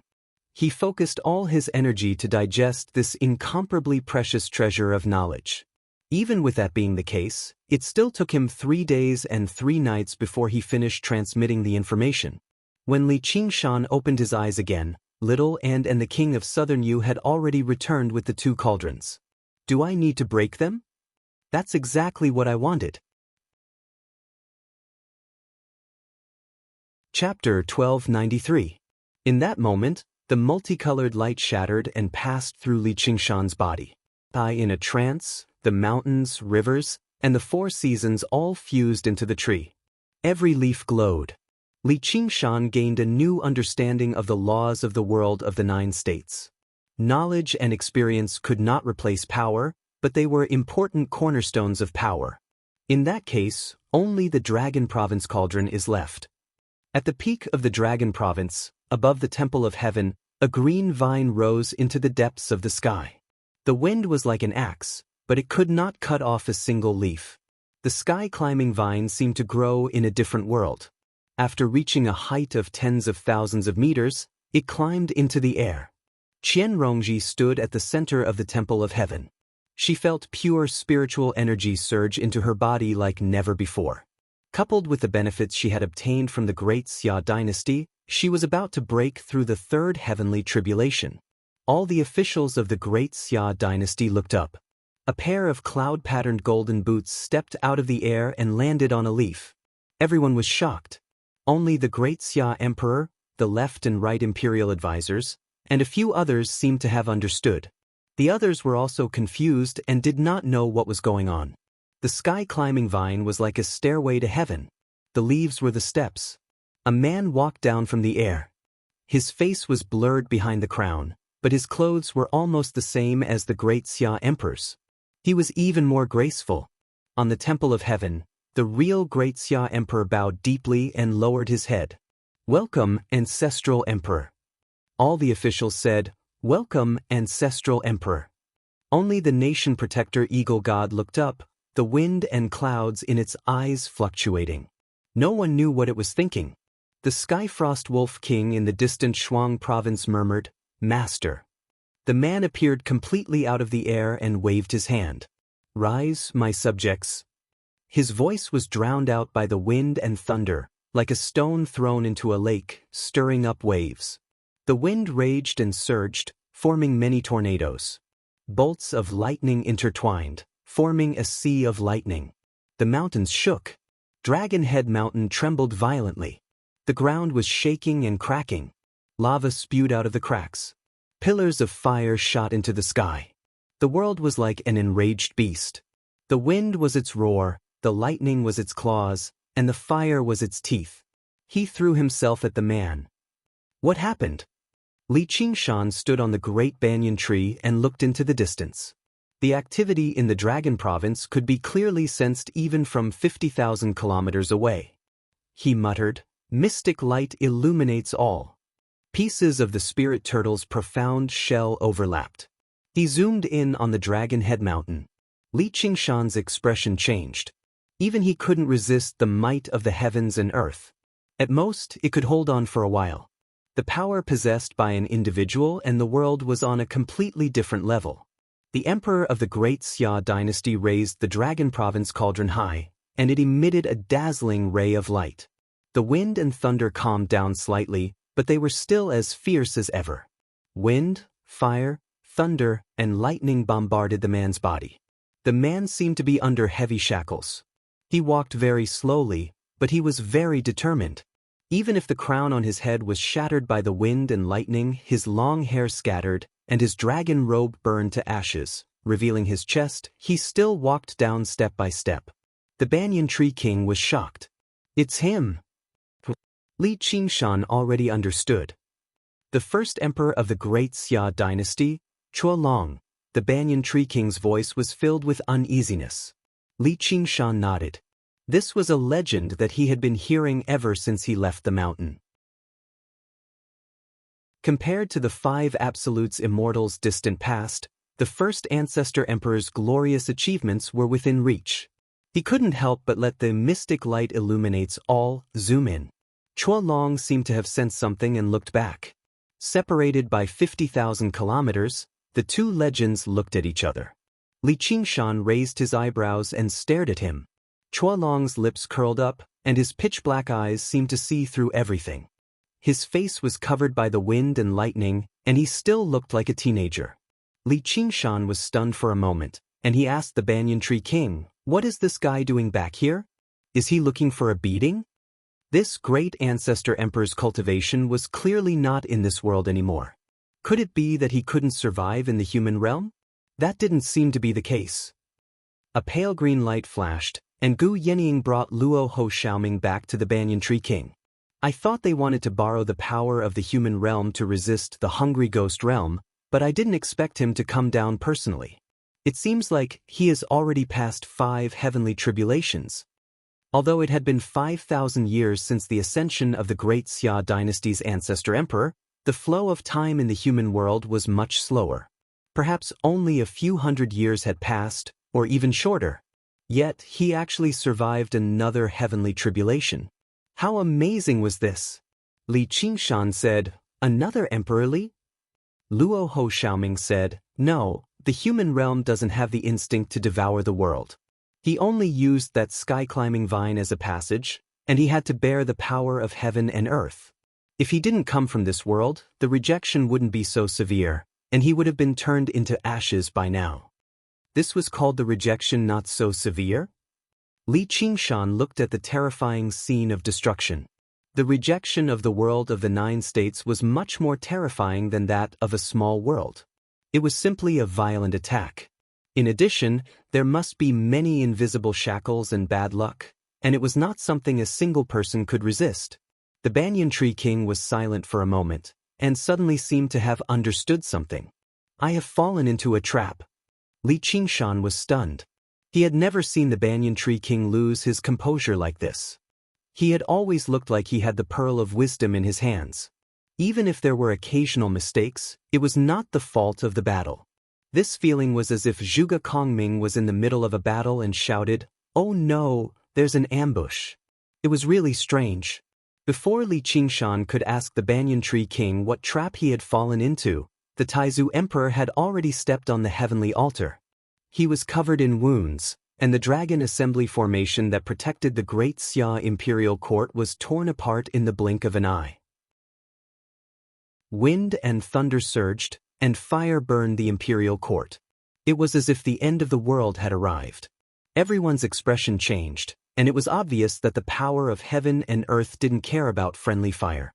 In an instant, everyone would be dead. A dragon roar sounded, and the five-clawed golden dragon that was entrenched at the foot of the mountain rushed out of the sea of fire. It soared to the top of the mountain and rushed into his chest. Chualong's hand gently pressed on the dragon province cauldron. The cauldron trembled, and the majestic dragon roar came from his mouth. Unknowingly, his appearance had changed. Dragon horns grew on his head, and dragon scales covered his body. He had become a dragon man, and only his smile didn't change. In an instant, the wind and thunder that filled the sky dissipated as if they had never existed. On the heavenly altar, at the top of the dragon head, Chualong played with the exquisite dragon province cauldron with one hand, and he said softly, "It's been a long time, 9 provinces." Luo Ho Xiaoming said, "So it's a dragon descendant. I'm afraid that he has already become a true dragon." The so-called dragon descendant was a living being that possessed the bloodline of the dragon race. There were many mystical bloodlines in the 3,000 worlds, and the one that circulated the most was the dragon bloodline, and the ones that had the most descendants were the dragon descendants. The dragon bloodline could fuse with other bloodlines, and if the dragon descendants cultivated painstakingly and purified their dragon blood, they could become true dragons. Li Qingshan's expression was grave. No wonder he could obtain the support of so many demon kings. He wasn't a pure human. This guy looks hard to deal with. The banyan tree king let out a long sigh. "Sigh, you guys aren't his match. Quickly prepare to ascend."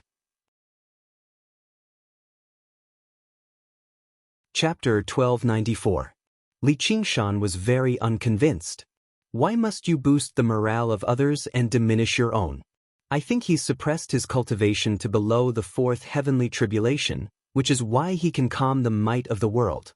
If they really fight, he might even be a little weaker than the corpse emperor. I'll go retrieve the dragon province cauldron right now and assist you in becoming a god. The banyan tree king said, "Sigh, you don't understand. Old friend, you've actually managed to obtain the cauldrons of 7 provinces. That's far beyond my expectations." Hualong's voice rang out through the profound light illuminates all. Li Qingshan was slightly surprised. He knew the profound light illuminates all could be seen and heard, but this innate ability had never been of much use. He had never seriously developed it either, yet his enemy had actually taken advantage of it first. Is everything going according to your plan? The banyan tree king thought back to when he first proposed to forge the 9 cauldrons, but he never expected himself to be caught in his own trap. How's that possible? Even true immortals can't achieve something like that. Hualong swiveled his eyes and stared at Li Qingshan. The young friend beside you has completely exceeded my expectations. There must be some powerful external interference. His gaze deepened as if he wanted to see through Li Qingshan. Then he shook his head. Let's not talk about that.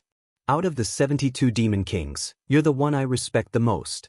Unfortunately, our paths clash, so we're forced to be enemies. However, since you're an old friend, I'll leave you with a chance of survival. Li Qingshan clenched his fist. A mighty 10 demon king, half a god of the world, actually seemed like a piece of trash to him, someone he could destroy with a wave of his hand. The banyan tree king calmed down. Are you afraid I'll throw my life away? If throwing your life away was useful, why would you waste your breath on me? The dragon province leads the 9 provinces. The dragon province reigns supreme among the 9 cauldrons of the world.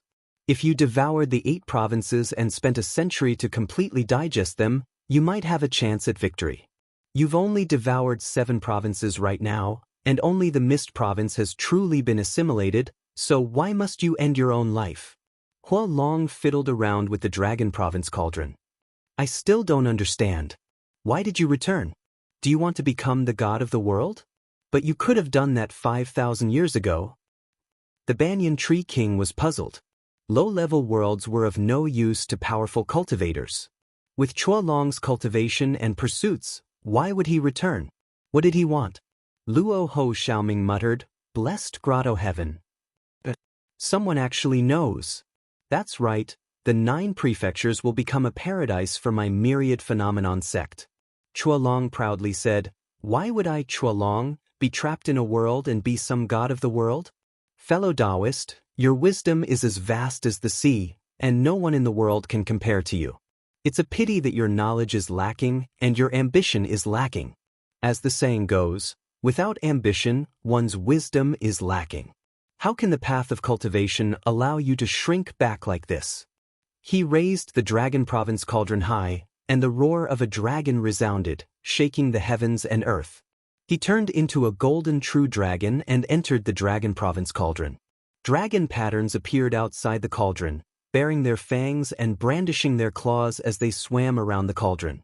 Many unprecedented images appeared on the four cauldrons. There was the sea of trees of the Mist Province, the desert of the Scarlet Province, the grasslands of the Frost Province, the mountains of the Thunder Province, the images of the 8 provinces gathered in one cauldron. Every branch of the banyan tree king in the various provinces trembled as if they were fending off something invisible.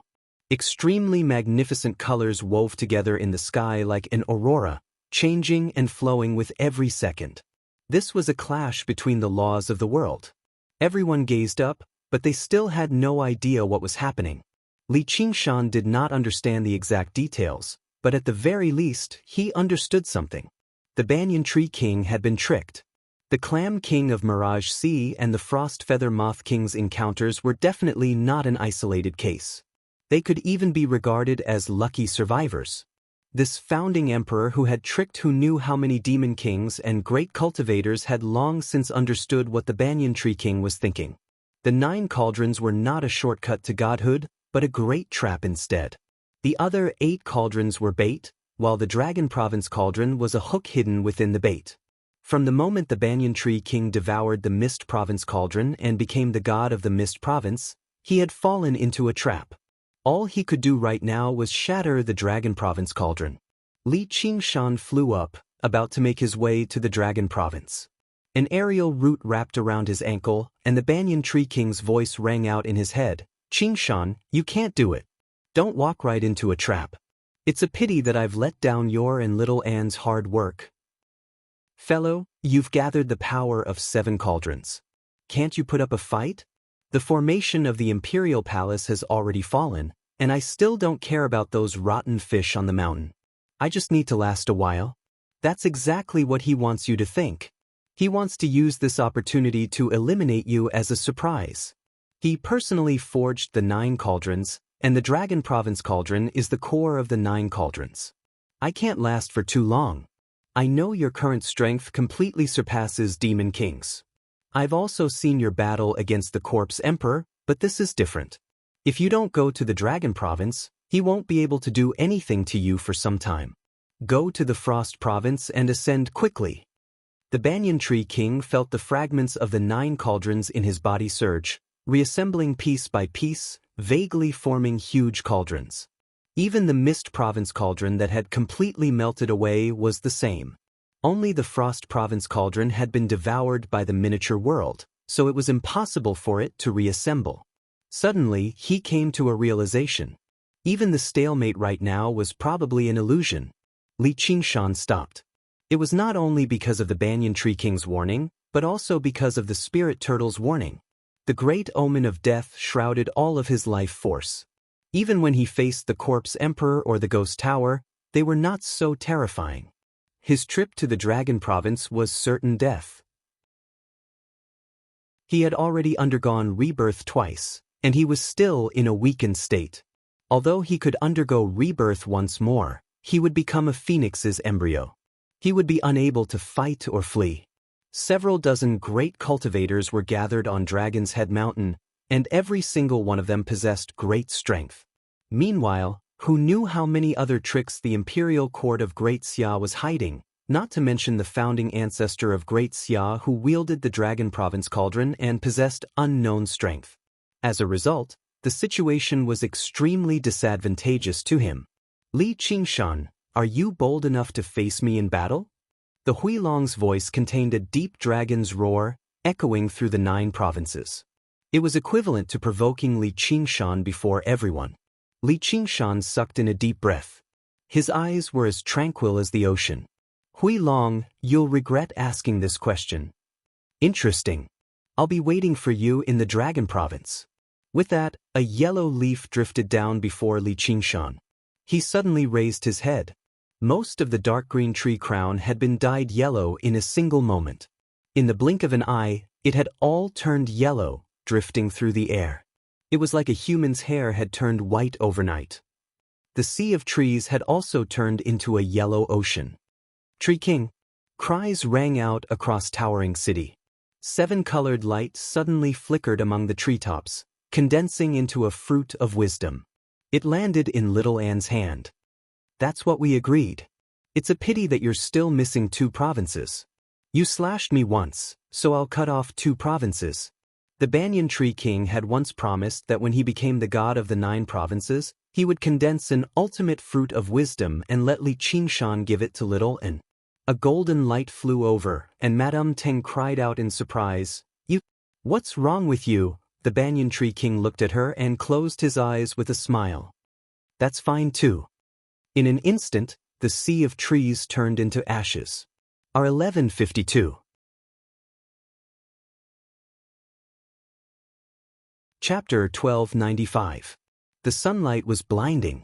Without the cloud-like canopy, towering city had already vanished, leaving behind a landscape riddled with holes. Countless demons, other folk, and barbarians cried out and fled. If they had not seen it with their own eyes, probably no one would have imagined so many living creatures and races existed in the sea of trees. Li Qingshan only gazed towards the north and said in thought, "The turtle dragon." Madame Teng knelt on the ground as tears rolled down her face, kicking up dust. Suddenly she stood up. Her eyes were filled with hatred as she flew towards the dragon province. There was a white flash and little Anne blocked her way. "He's still alive." Madame Teng looked at the fruit of wisdom in her hand and extended her hands. She sensed the familiar aura hidden deep within the core. Only then did she gradually calm down. She revealed a sorrowful and gentle expression. Please give me the core." Little and immediately ingested the fruit of wisdom. The newly born fruit of wisdom condensed the Banyan Tree King's 10,000 years of experience and comprehension. The information it contained was extraordinarily tremendous. Suddenly obtaining it gave him a feeling of enlightenment. He was unable to digest it immediately. He placed the core in Madame Teng's hand. Madame Teng clenched it firmly as tears fell again. "We can't stay here for long. We need to plant this seed quickly. Let's go to the South Sea." Li Qingshan vaguely sensed a pair of eyes staring at him. He was also someone who had once been a god of the world. He knew the Mist Province had already fallen under the Turtle Dragon's control. Gu Yenying asked, "Aren't we going to the Frost Province?" Li Qingshan said, "The Frost Province cauldron might be gone, but with what the Turtle Dragon is capable of, devouring the Frost Province is only a matter of time. That place isn't conducive to the growth of plants either. The climate of the South Sea is a little more suitable." Gu Yenying smiled. "Yes, and your old lover is there too, the Merfolk Queen." Li Qingshan looked at her in confusion. Even he had not considered this when such a great change had occurred. Gu Yenying shifted her gaze and looked at the sky. Li Qingshan had a playful look on his face. "Yes, I'm looking for my old lover." In the depths of the boundless sea, on an isolated island with verdant vegetation, Madame Teng solemnly buried the seed on this land far away from the land of the 9 prefectures. Under everyone's expectant gazes, a tender shoot broke through the soil and grew rapidly. In the blink of an eye, it had grown into a large tree. Naturally, it couldn't compare to towering Sky City, nor could it compare to any of the branches in the past. However, it clearly carried the aura of the Banyan Tree King. Spring blossoms and autumn fruits, blooming and bearing fruit, taking root and germinating, it was another cycle. A child's face appeared on the tree trunk, delicate and gentle. "Ah, he's alive again." Li Qingshan was stunned for a moment, feeling that something was off. He and Gu Yenying looked at each other. Great, the child said with a smile. The branches swayed back and forth, as if cheering and jumping for joy. "Banyan Tree King?" "Yes, Li Qingshan." "Li Qingshan, right? I remember this name." The child recalled seriously and said, "Yes, we are good friends. You have helped me a lot." It seemed like he only remembered these vague concepts. Li Qingshan said in surprise, "You can't have forgotten everything, right?" Madame Teng's delicate body trembled, and her eyes widened. I still vaguely remember some of it. That despicable and shameless bastard, Chualong, caused me so much trouble. The child's face was filled with indignation, but there wasn't much resentment. On the contrary, he was filled with naivety. He said helplessly, "There's nothing I can do." A seed can't contain so many memories, and it has to remember so many things related to cultivation. The other things are just SOSO. Li Qingshan was speechless.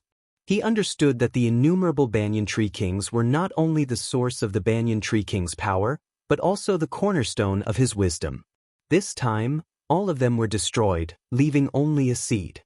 Most of the memories had disappeared along with it. Do you still remember me? Madame Teng walked forward and asked anxiously. The child frowned and stared at Madame Teng, speechless for a moment. Madame Teng wanted to explain, but she didn't know where to start. The bits and pieces that they had spent together for thousands of years had already converged into a vast ocean. How many points would he have left now? She felt extremely sad, even more than when he wanted to kill her. The child murmured, "Strange, strange, so clear." The memories related to her occupied almost half of his current memories, even more than the memories related to cultivation. This was because a part of his memories was about the general situation of the land of the 9 prefectures and the complicated interpersonal relationships. Those were also very important to cultivation. The Banyan Tree King had once been very kind to many people. With so many monster kings and mutant kings under his command, as long as they gave him a little help, there would be endless benefits. A few monster kings of the giant lumbermen came along, expressing their loyalty to him and protecting his safety. Many other monster kings also came, and almost all of them were present. However, these memories were also vague and general. Even if they were added together, they couldn't compare to the memories of the golden-haired woman in front of him. Most of them were insignificant details and meaningless daily conversations. All of them were extremely clear, without a single bit missing. The child's face suddenly froze, as if he remembered something. With a face full of regret, he said, "I'm sorry. I'm an idiot. Please forgive me." His expression was so strange that tears almost fell down. Everyone was stunned. Li Qingshan scratched his head. The Banyan Tree King actually said that he was an idiot. Was there anything stranger than this in this world? Even the great schemer Chua Long admitted that his wisdom was unparalleled in this world. Moreover, even though the Banyan Tree King felt guilty towards Madame Teng, it was Madame Teng who insisted on blocking his way. No matter how guilty he felt, even if he had to choose 100 times, it would still be the same. But now, he actually looked so regretful. This was really too strange. Madame Teng was pleasantly surprised and threw herself at the tree. She hugged the tree tightly and said, "I forgive you." "Sigh, it's too tight." "All right, who asked you to be a vine?" the child said helplessly. His delicate and pretty face was filled with gentleness, as if he had suddenly matured a lot. She, who occupied almost half of his memory, was already the most important existence in his new life. He chose a new Tao. Little and suddenly said, "Does he want to make up for his past mistakes?" Gu Yenying also sighed. The two looked at Li Qingshan simultaneously. Li Qingshan said, "Hey, why are you two looking at me?" He couldn't help but think, if they wanted to block his Tao, could he kill them? Of course, this kind of question was as boring as asking his mother and wife to save first if they fell into the water at the same time. However, even if the 9 heavens didn't exist, being able to accompany them was also a great joy in life. As soon as this thought appeared, it immediately got out of hand. One after another, charming, elegant, or gentle faces appeared. It would be a huge harem. Shaking his head to get rid of this thought, he raised his hand and knocked on the tree trunk. "All right, this is called valuing love over friendship. Now, I don't need to count on this guy to provide any useful suggestions." The child suddenly said with a stern expression, "Qingshan, leave the land of the 9 prefectures." In Li Qingshan's eyes, the face of the Banyan Tree King vaguely overlapped with the face of the former Banyan Tree King. Both of them were solemn warnings. "Leave just like this?" are 1152. Chapter 1296. No, Li Qingshan answered firmly. His eyes shone with cold light. He was like a tiger crouching on a barren hill, grinding his teeth and about to devour someone. If he wants to play with me, then I'll play with him to the end. The wind blew, and the clouds scattered. The vegetation on the island trembled. When a person's killing intent was unleashed, the world would be overturned. The mutant kings and demon kings all felt chills run down their spines. In a daze, Li Qingshan seemed to rapidly expand until he filled the surroundings. He turned into a tiger of wind, standing in the South Sea and gazing towards the Dragon Province in the north. In the distant Dragon Province, the founding ancestor Si Long was being worshipped by his subjects. Suddenly, his heart shivered and he sensed something. His lips curled into a smile. Interesting. What's wrong, Your Majesty? Nothing. Everything is as I expected. Hui Long, just you wait. Li Qingshan was delighted. If he retreated this time, the tiger demon's fighting spirit would definitely suffer a great setback, and it would be difficult for him to advance any further. Sometimes, the spirit turtle's forbearance and concealment were necessary, but forbearance was not for the sake of continuing to do so. Concealment was not running away either. Si Qing was still alive, and the left imperial advisor was still alive. How could he just hand over such a great land? If even a measly human emperor could force him to retreat, then what was the point of fighting the demon domain and fighting Qiongqi? This was exactly what it meant to harm a tiger. However, determination alone was not enough to harm a single hair on the Hui Long. Increasing his own strength was fundamental. Right now, the ape demon transformation was his greatest shortcoming. Practicing the ape demon's method of moonfishing was actually very simple, which was to do whatever he wanted. He could do whatever he wanted, be free, and do whatever he wanted. He could even fish for the moon from the water if he wanted. It did not matter if it was stupid or bad. Even if he ignored the spirit turtle's schemes, the phoenix's restraint, the ox demon's stubbornness, and the tiger demon's warmongering, he completely ignored them. He only sought pleasure. The word pleasure. It sounded simple, but just how many people in the world could achieve that? Who could not think about the pros and cons? Who could not think about whether it was good or evil? However, Li Qingshan just happened to be skilled at this. His sharp killing intent dispersed, replaced by a smile. He was in high spirits, but it was also rather comical. During the new year, when a naughty child throws a firecracker at your feet, his face is usually filled with naive malice. The mutant kings and monster kings couldn't help but shiver. Just now, they at least understood that Li Qingshan's killing intent wasn't directed at them. It was just that he was affected by the aftershock. But now, he felt like he could twist off anyone's head and kick it like a ball at any time, and without any reason. No matter how this North Moon Demon Monarch's temperament changes, it's impossible to ignore it. They looked like they were not to be trifled with. However, if it was him, maybe we can really defeat that human Emperor Feng Long. After all, demonic apes were still demons. One should never underestimate the destructive power of a brat. Li Qingshan suddenly soared into the sky, somersaulted a few hundred times in the air, and jumped into the sea. Almost at the same time, another Li Qingshan rushed out of the sea and flew north. That was another mirror image of him. He didn't explain anything to Gu Yenying, Luo Ho Xiaoming, or Little N. They didn't need his explanation.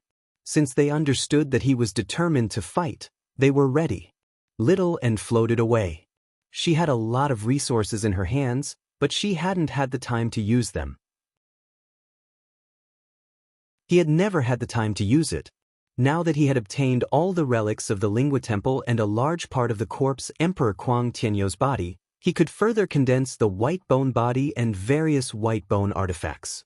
He also needed to refine another white bone artifact, the 3 burial robe. Gu Yenying also spread her wings and flew high, disappearing in the blink of an eye. Luo Ho Xiaoming found a cliff on the island and took out an oval-shaped object covered in a layer of red light. In a short time, Gu Yenying had already obtained an Azura field for him. The mutant kings and demon kings all bid farewell to the banyan tree king, leaving behind a giant lumberkin king to guard the place. No matter how loyal he was, he still had many clansmen to take care of. The demon kings had their own territories, so they couldn't stay on this small island. They could only help at crucial times. Madame Teng turned into a golden sun vine and gently wrapped around the great banyan tree.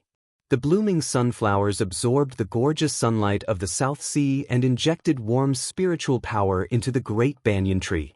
"Uncle, you helped me before. Now it's my turn to help you. The vine doesn't just steal the tree's nutrients. You must listen to me in the future." The tree and the uncle were jokes she made when she first gained intelligence.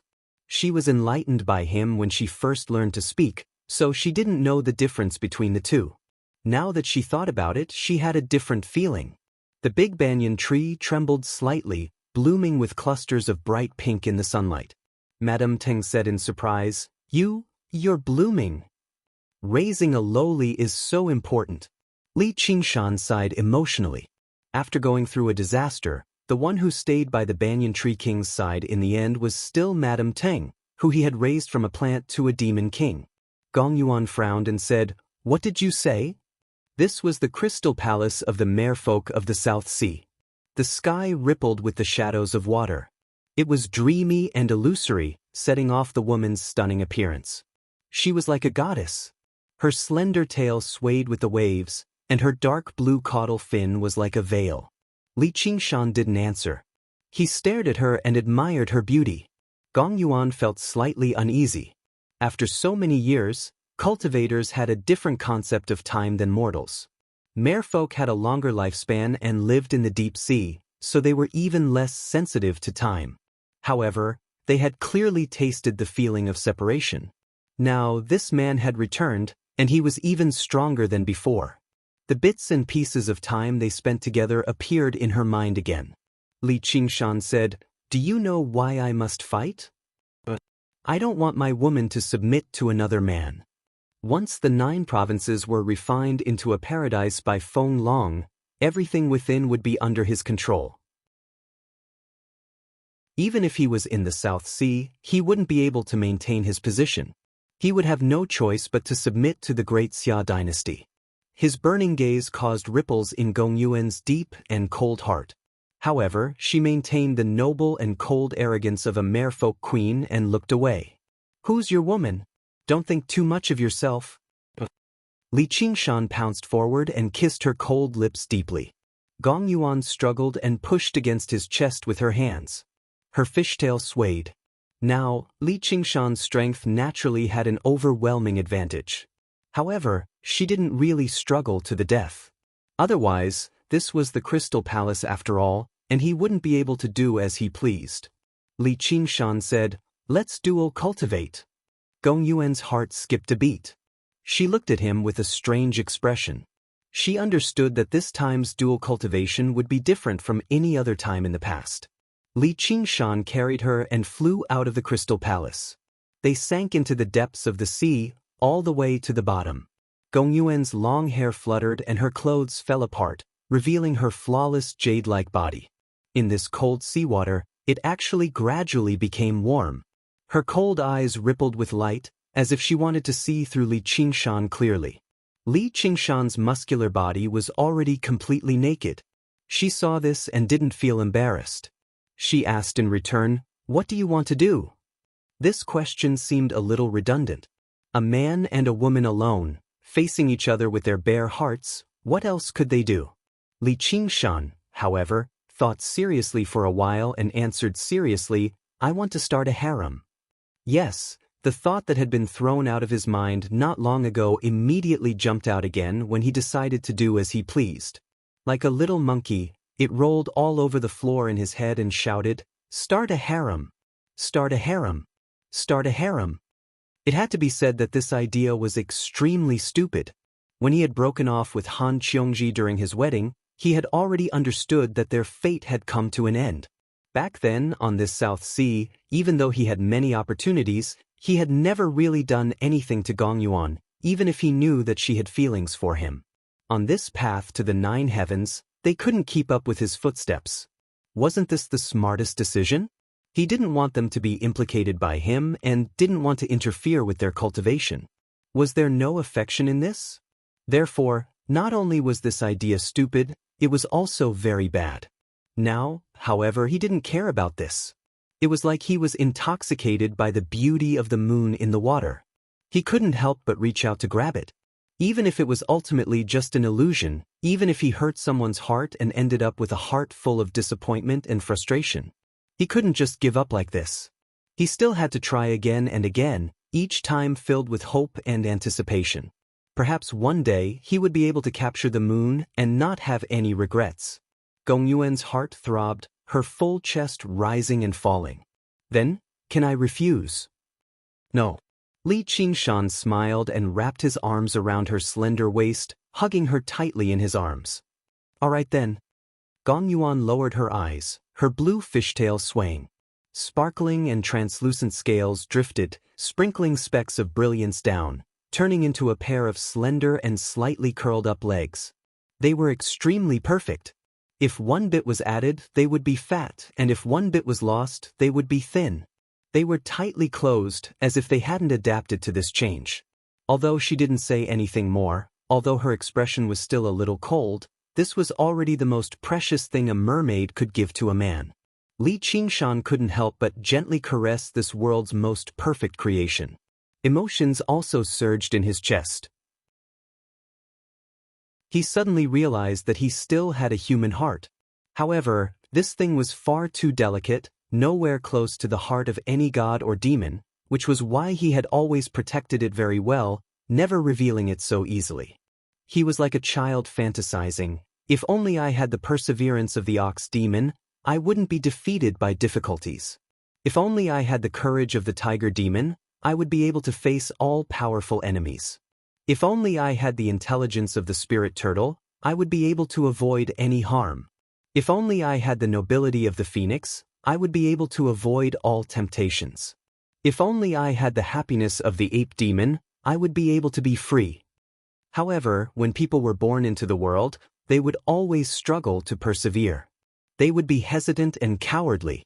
They would endure pain and be lowly and lost. They would not have a single day of happiness. They would not have a single moment of freedom. As a result, anyone who wanted a human heart should be disposed of cheaply. However, he was still reluctant to part with it. This tiny human heart could give birth to all kinds of tenacity, courage, wisdom, and nobility. It could allow him to experience the various joys of life. No matter how the gods and demons fought and how they constantly searched in confusion, perhaps they could find an answer that even the gods and demons could not understand. Yuan. Li Qingshan pressed his forehead against hers and called out gently with a smile. He gently parted her legs and became one with her. Waves surged in the abyss. Floating astronomy. Chapter 1297. An iciness rushed into his organs as if it could freeze his soul. Li Qingshan could not help but suck in a breath. All that gushed in was icy cold seawater before slowly exhaling. He immediately circulated the spirit turtle's method of sea suppression as hard as he could. Pieces of the spirit turtle's profound shell appeared in the darkness, forming a ball and wrapping around them. The surging gully currents in the sea abyss gradually settled down, just like Gong Yuan in his arms. Gong Yuan opened her eyes. They shone like the night stars, a deep blue like cracked ice, so deep that they were like the legendary ruin's end, but they rippled right now. The all-water to ruin's end began operating too. It was unprecedentedly smooth. She had no idea whether it was power that drove her emotions, or whether her emotions drove her power. A sense of joy from the depths of her soul overwhelmed the discomfort of her split fishtail. Her heart skipped a beat, and a smear of embarrassment flashed through her eyes. She no longer resembled that cold, noble merfolk queen at all. Originally, it was just a matter of no consequence. If he wanted it, then she would just give it to him. It was not like she had any other choice. From the moment she fell in love many years ago, she had already made up her mind that it could only be him. Merfolk were not as fickle as humans, much less her. Rather than describing it as a result of her emotions, It was more accurate to describe it as a result of her rational judgment. With her identity, cultivation, and age, it was basically impossible for her to do anything for a man. As a result, even if he said something stupid like having a harem, she would just let him be. Otherwise, even regular merfolk women would never accept something like that, let alone her. The infatuation of merfolk women required an equivalent response. However, she had forgotten what she was like before she met Li Qingshan. Contaminated by the power of Ruin's End, her heart was filled with pain and deathly stillness. She had almost suffered from qi deviation. He had personally pacified her and plucked her heartstrings. It was only because they had not seen each other for many years. The power of Ruin's End gained the upper hand again, greatly affecting her willpower. As a result, she gained a strange sense of confidence again, believing herself to be a cold woman. However, Li Qingshan managed to break through her mind easily once again. She furrowed her eyebrows slightly under the crystal crown. The layer of frost on her beautiful face melted away, making her seem much gentler, but there was now a smear of bitterness. How do you feel? Are you satisfied now? Gong Yuan gritted her teeth and instinctively wanted to close her legs, but she could only wrap them around Li Qingshan's waist. Li Qingshan hugged her slender waist and took the opportunity to make their bodies even closer. Listening to her extremely sweet moans, he smiled and said, "I'm very satisfied. Fortunately, I didn't let you go. Otherwise, it would be my lifelong regret." Gong Yuan let out a soft sigh. "I can somewhat empathize with my sister's feelings." Then, she said indignantly, "This is simply unreasonable. You are such a childish fellow." Li Qingshan raised his eyebrows. He could calmly accept her calling him despicable, shameless, or arrogant. However, he could not accept the word childish because he really could not refute it. In terms of age, he was indeed much younger than Gong Yuan. Am I a choice even worse than the fire devourers? A little better. Gong Yuan told him about the requirements of a mermaid's partner. Compared to the disgust she felt towards the fire devourers, she still accepted it reluctantly in the end. Li Qingshan could not help but laugh. This hatred sure was endless. He was also thankful that Ru Xian's mother had lowered herself. He gently caressed her face. "I'm not some good man. However, I will do everything I can to help you and protect you. I'm very strong. Although it's difficult to satisfy both sides, working hard in the pursuit of strength isn't without its benefits." If he had not constantly become stronger, the fire devourers would have breached the Crystal Palace a long time ago. Perhaps both of them would have died. Even if they were deeply in love, how could they even begin? Tragedies were even more touching, as long as it did not happen to them. This is also the price I have to pay for pursuing strength. Gong Yuan sighed. If it were not for the fact that she practiced the all-water to Ruin's End, leaving behind a huge flaw in her heart, why would he have succeeded so easily?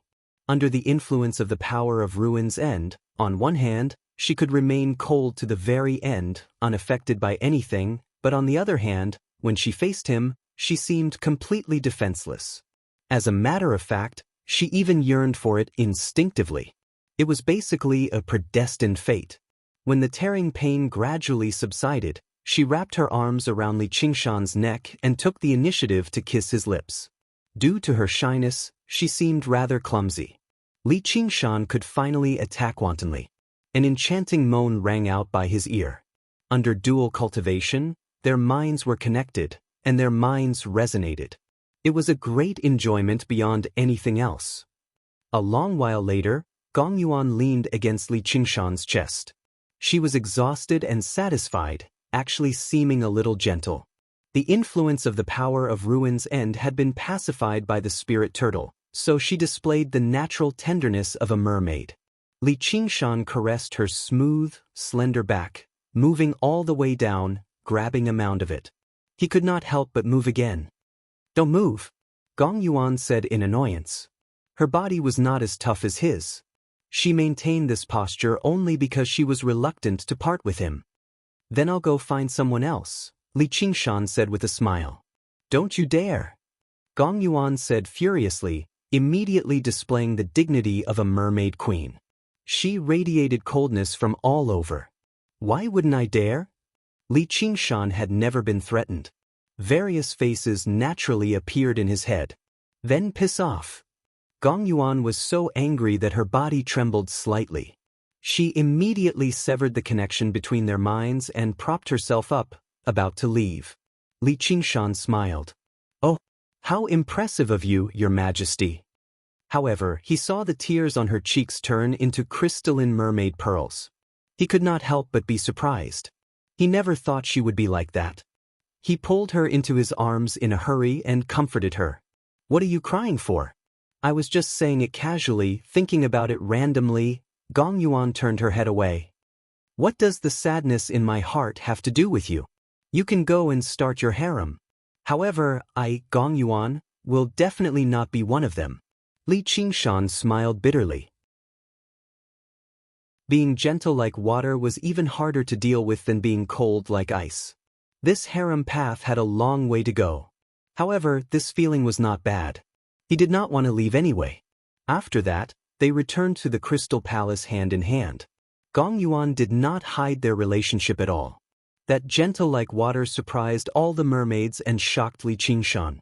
After that, she wanted to hold a grand wedding for them. It was extremely important for a mermaid to choose a lifetime partner. Moreover, it was the mermaid queen. "I still owe someone a wedding." In Gong Yuan's luxurious bedroom, Li Qingshan lay on her lap. Various scenes with Han Qiongji appeared in his mind. At that time, he was already preparing to ascend. He did not want to implicate her with the grudges he had formed. Filled with guilt, he swore that he would never marry anyone again. Although Gong Yuan was a little resentful, she was gentle and tolerant. She was willing to postpone the wedding.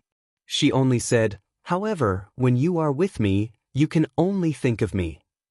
If this was said by an ordinary woman, it would just be a casual remark.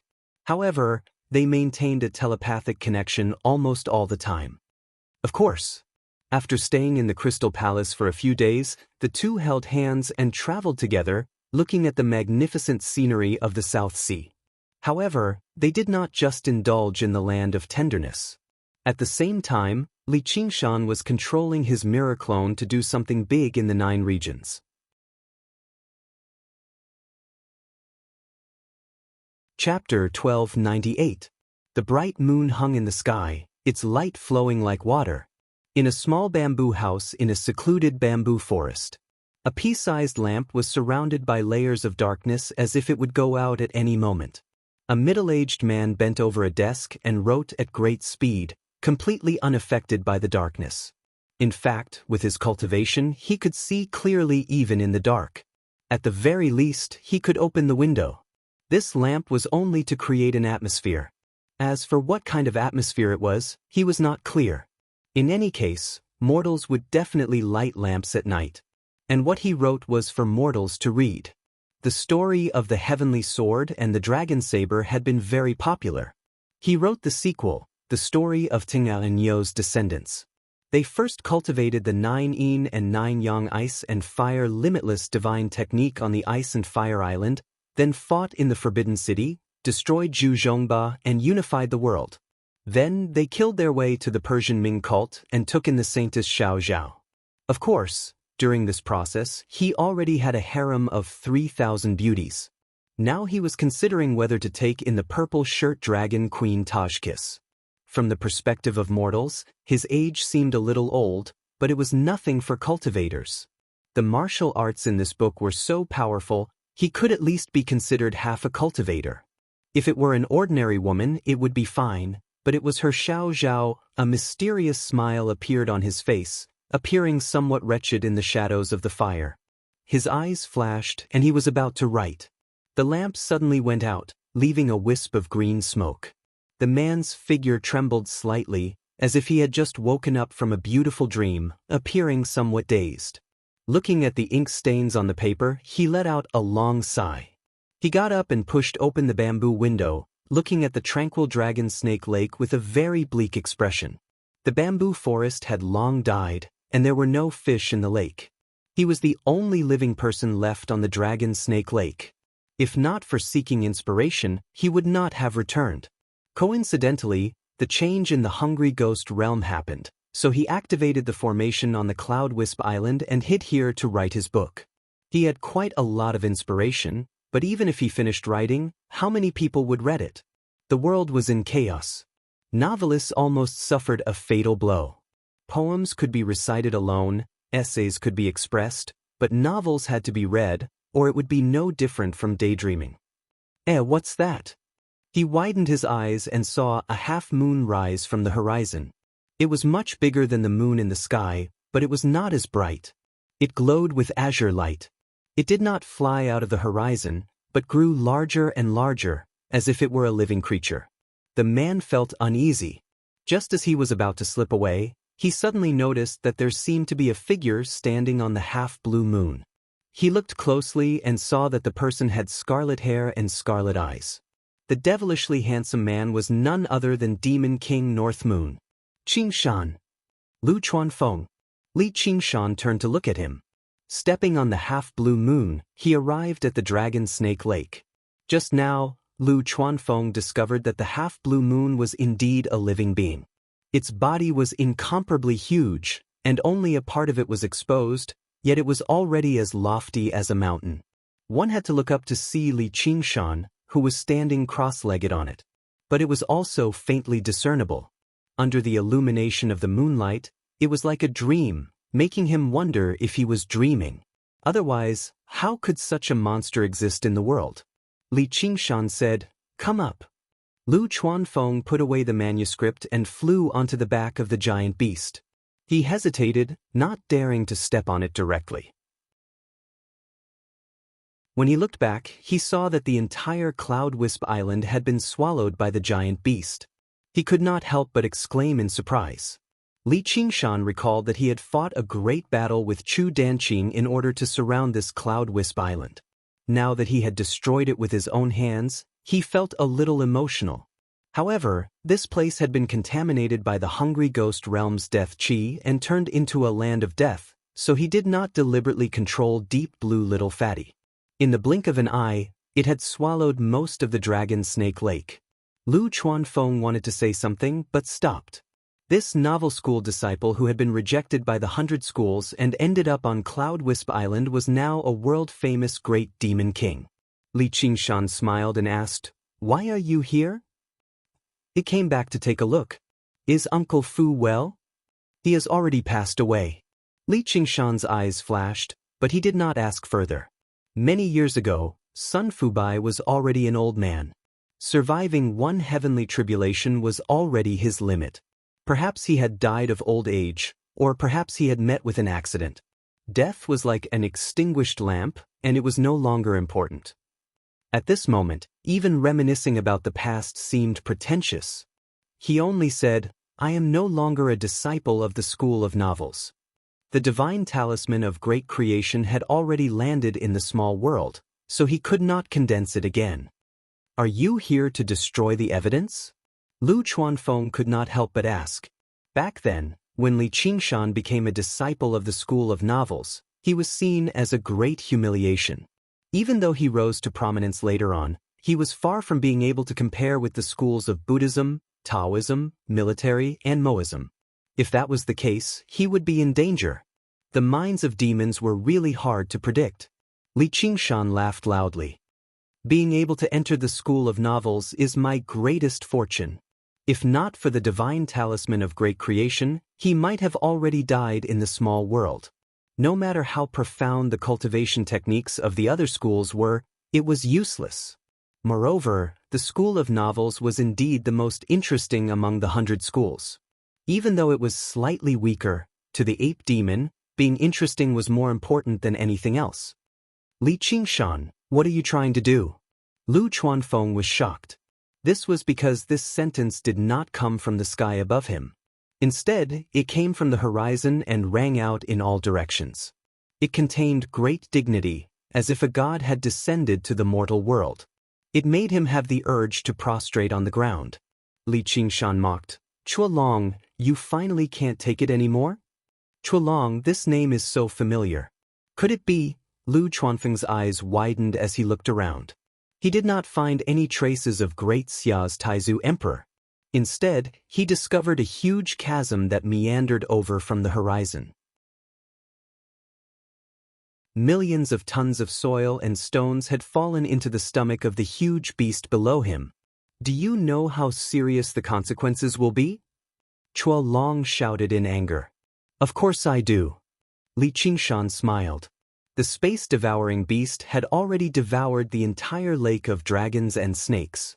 It continued to roam the land, devouring everything it came across. Although it was restricted by the laws of the world and could not unleash its power in space, devouring some soil and stones was not a problem after it adapted slightly. The Banyan Tree King's warning was harsh, but it also proved one thing. Chua Long could not leave the Dragon Province. He could not even leave Dragon Head Mountain. Refining the 9 provinces into a blessed land was definitely not something that could be completed in a day or two. Let's see if you can refine faster or I can devour faster. Si Long said sternly, you're destroying this world. So what? I can save this world, but I can also destroy it. Li Qingshan tucked his ears, and an ape tail swayed behind him. The ape demon was neither stubborn nor crazy, but its demonic nature was no weaker than the ox demon or tiger demon. Instead, it could not be understood with common sense. Chua Long said, you're flipping the table just because you can't win a game of chess? Isn't your actions a little too ungentlemanly? Li Qingshan leapt up and turned into a black ape, pointing at the sky furiously. Cut the bullshit.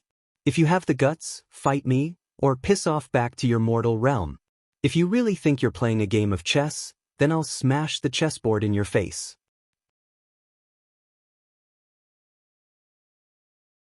Chapter 1299. Boom. A bolt of lightning lit up the sky, turning the world white as if the heavens were enraged. Lu Chuanfeng shuddered as he lay prone on the back of the void-swallowing beast. He felt as if the lightning was about to strike his head. He stared dumbfoundedly at the figure that was glaring at the heavens and laughing arrogantly, not wavering in the slightest.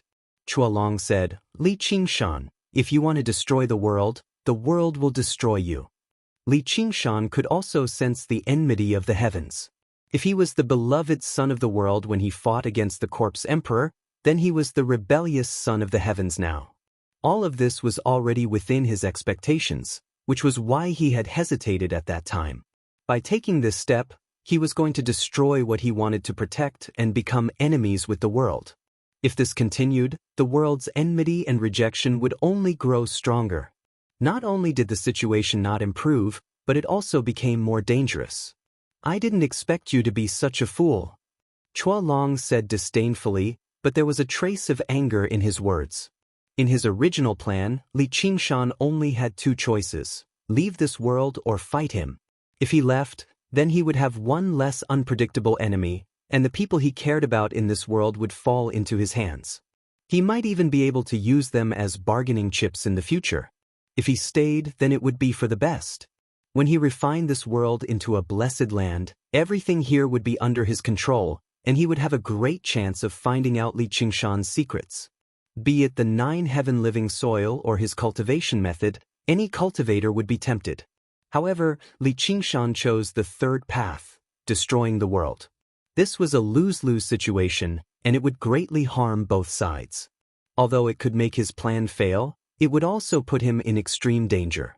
Not to mention the restrictions, it could even trigger the heavenly lightning and earthly fire to kill him. Cultivation was for longevity, so which cultivator would not care about their lives and resist so violently? He was simply an unreasonable lunatic. Let's see how this fool destroys the world. How I slay the dragon. How I defy the heavens. Li Qingshan repeated 3 how-s the world.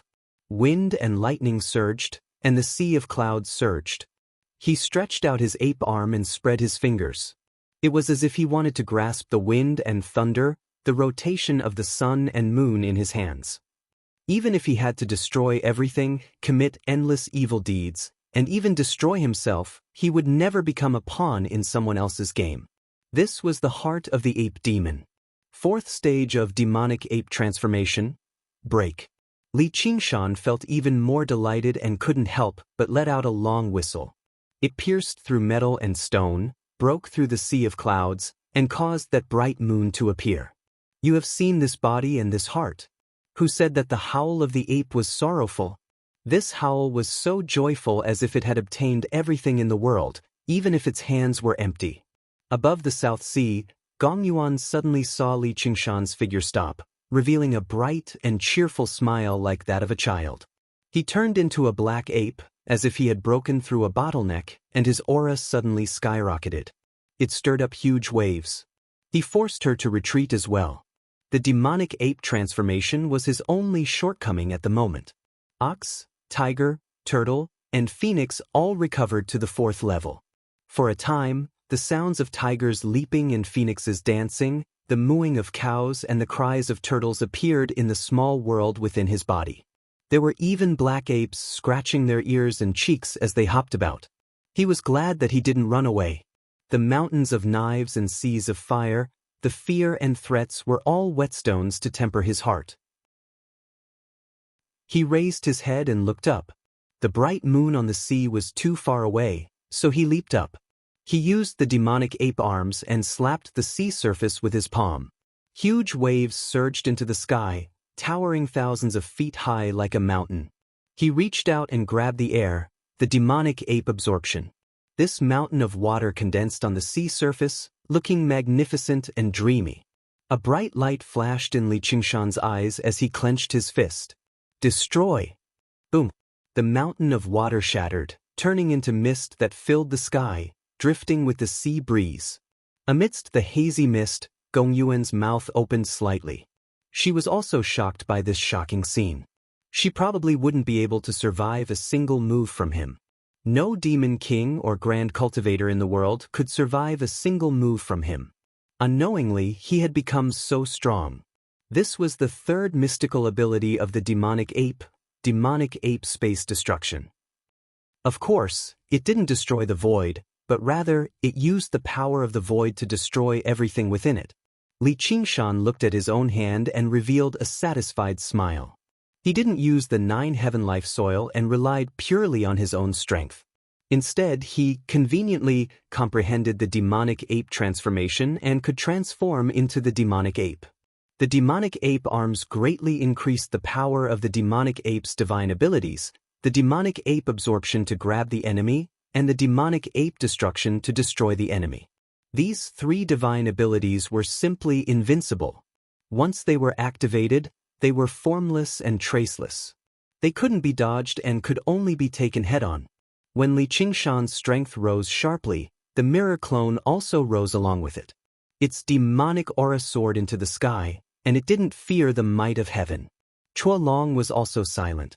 Originally, he came to the 9 provinces with an incomparably relaxed state of mind, ready to harvest everything.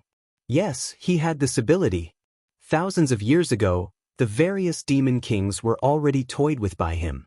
Now that he had descended, even the banyan tree king, who had almost become a god, was annihilated with a flip of his hand, turning his 10,000 years of cultivation into ashes. However, this Li Qingshan was unreasonable, unable to be coerced, and difficult to measure. He was a smelly and hard rock blocking his way, and it seemed like it was going to grow bigger. However, his will was firm and he had a well-thought-out plan. He wouldn't be frightened by such a small difficulty. No matter how many tricks one had, as long as one was still a demon king, there would be a limit. Fellow Taoist, fighting head-on like this won't do either of us any good. It will only increase the risk. Chuolong's voice turned gentle, dispersing the murderous aura between heaven and earth. If the banyan tree king hadn't lost his memory, he would definitely be extremely vigilant when he heard these words. What do you want now? Li Qingshan had a mocking expression. His tone changed really quickly. As expected, the stubborn were afraid of the stupid, and the stupid were afraid of the reckless. Chuolong said, I want to find a path that's good for you, me, and all living things in the world. Li Qingshan said, Oh, tell me about it. There are far too many problems involved in this. It can't be explained in a few words. It's best if we calm down and consider the pros and cons. We still need to meet and sit down to discuss this slowly. Do we have to go to your Dragon's Head mountain to discuss this? Chua Long obviously hoped that Li Qingshan could come to Dragon's Head mountain. He was completely confident that he could restrain Li Qingshan, but unfortunately, while Li Qingshan was a madman, he was not an idiot. On the 15th of the 10th month, when it snows, I will go to Jasper Palace to marry the Empress of Great Xia. Why don't you come and drink a cup of wine? We can discuss this clearly, whether it's war or peace. Sure. That'll depend on my mood. Li Qingshan waved his hand in an unconcerned manner. I await your arrival. Chua Long's voice echoed out before gradually dispersing. The feeling of being watched vanished. Li Qingshan rubbed his chin in thought. He clearly had not reached the level of a world god. The difficulty of refining the 9 provinces into a blessed land would definitely be no easier than becoming a god. Instead, it would definitely be more difficult. He definitely could not leave the Dragon Province right now. He could not even leave Dragon's Head Mountain. The restraints of the laws of the world could not be broken through that easily. The hungry ghost realm had gone to great lengths to deal with little but all it had done was send a corpse emperor. He was a human emperor, so the restraints he faced were even greater. How could he do whatever he wanted so easily? However, that might not necessarily be the case in a few months. As for Jasper Palace, wasn't that the dwelling of the 9-tailed fox queen? Floating astronomy. You're tuning in to the Passion Pages YouTube channel. We're so grateful for your support, and don't forget to subscribe to join us on this incredible journey through captivating stories. Your generosity through donations truly makes a world of difference, as it's the primary source of revenue that allows me to expand and enhance this channel for you. Thank you from the bottom of my heart for being a part of this adventure.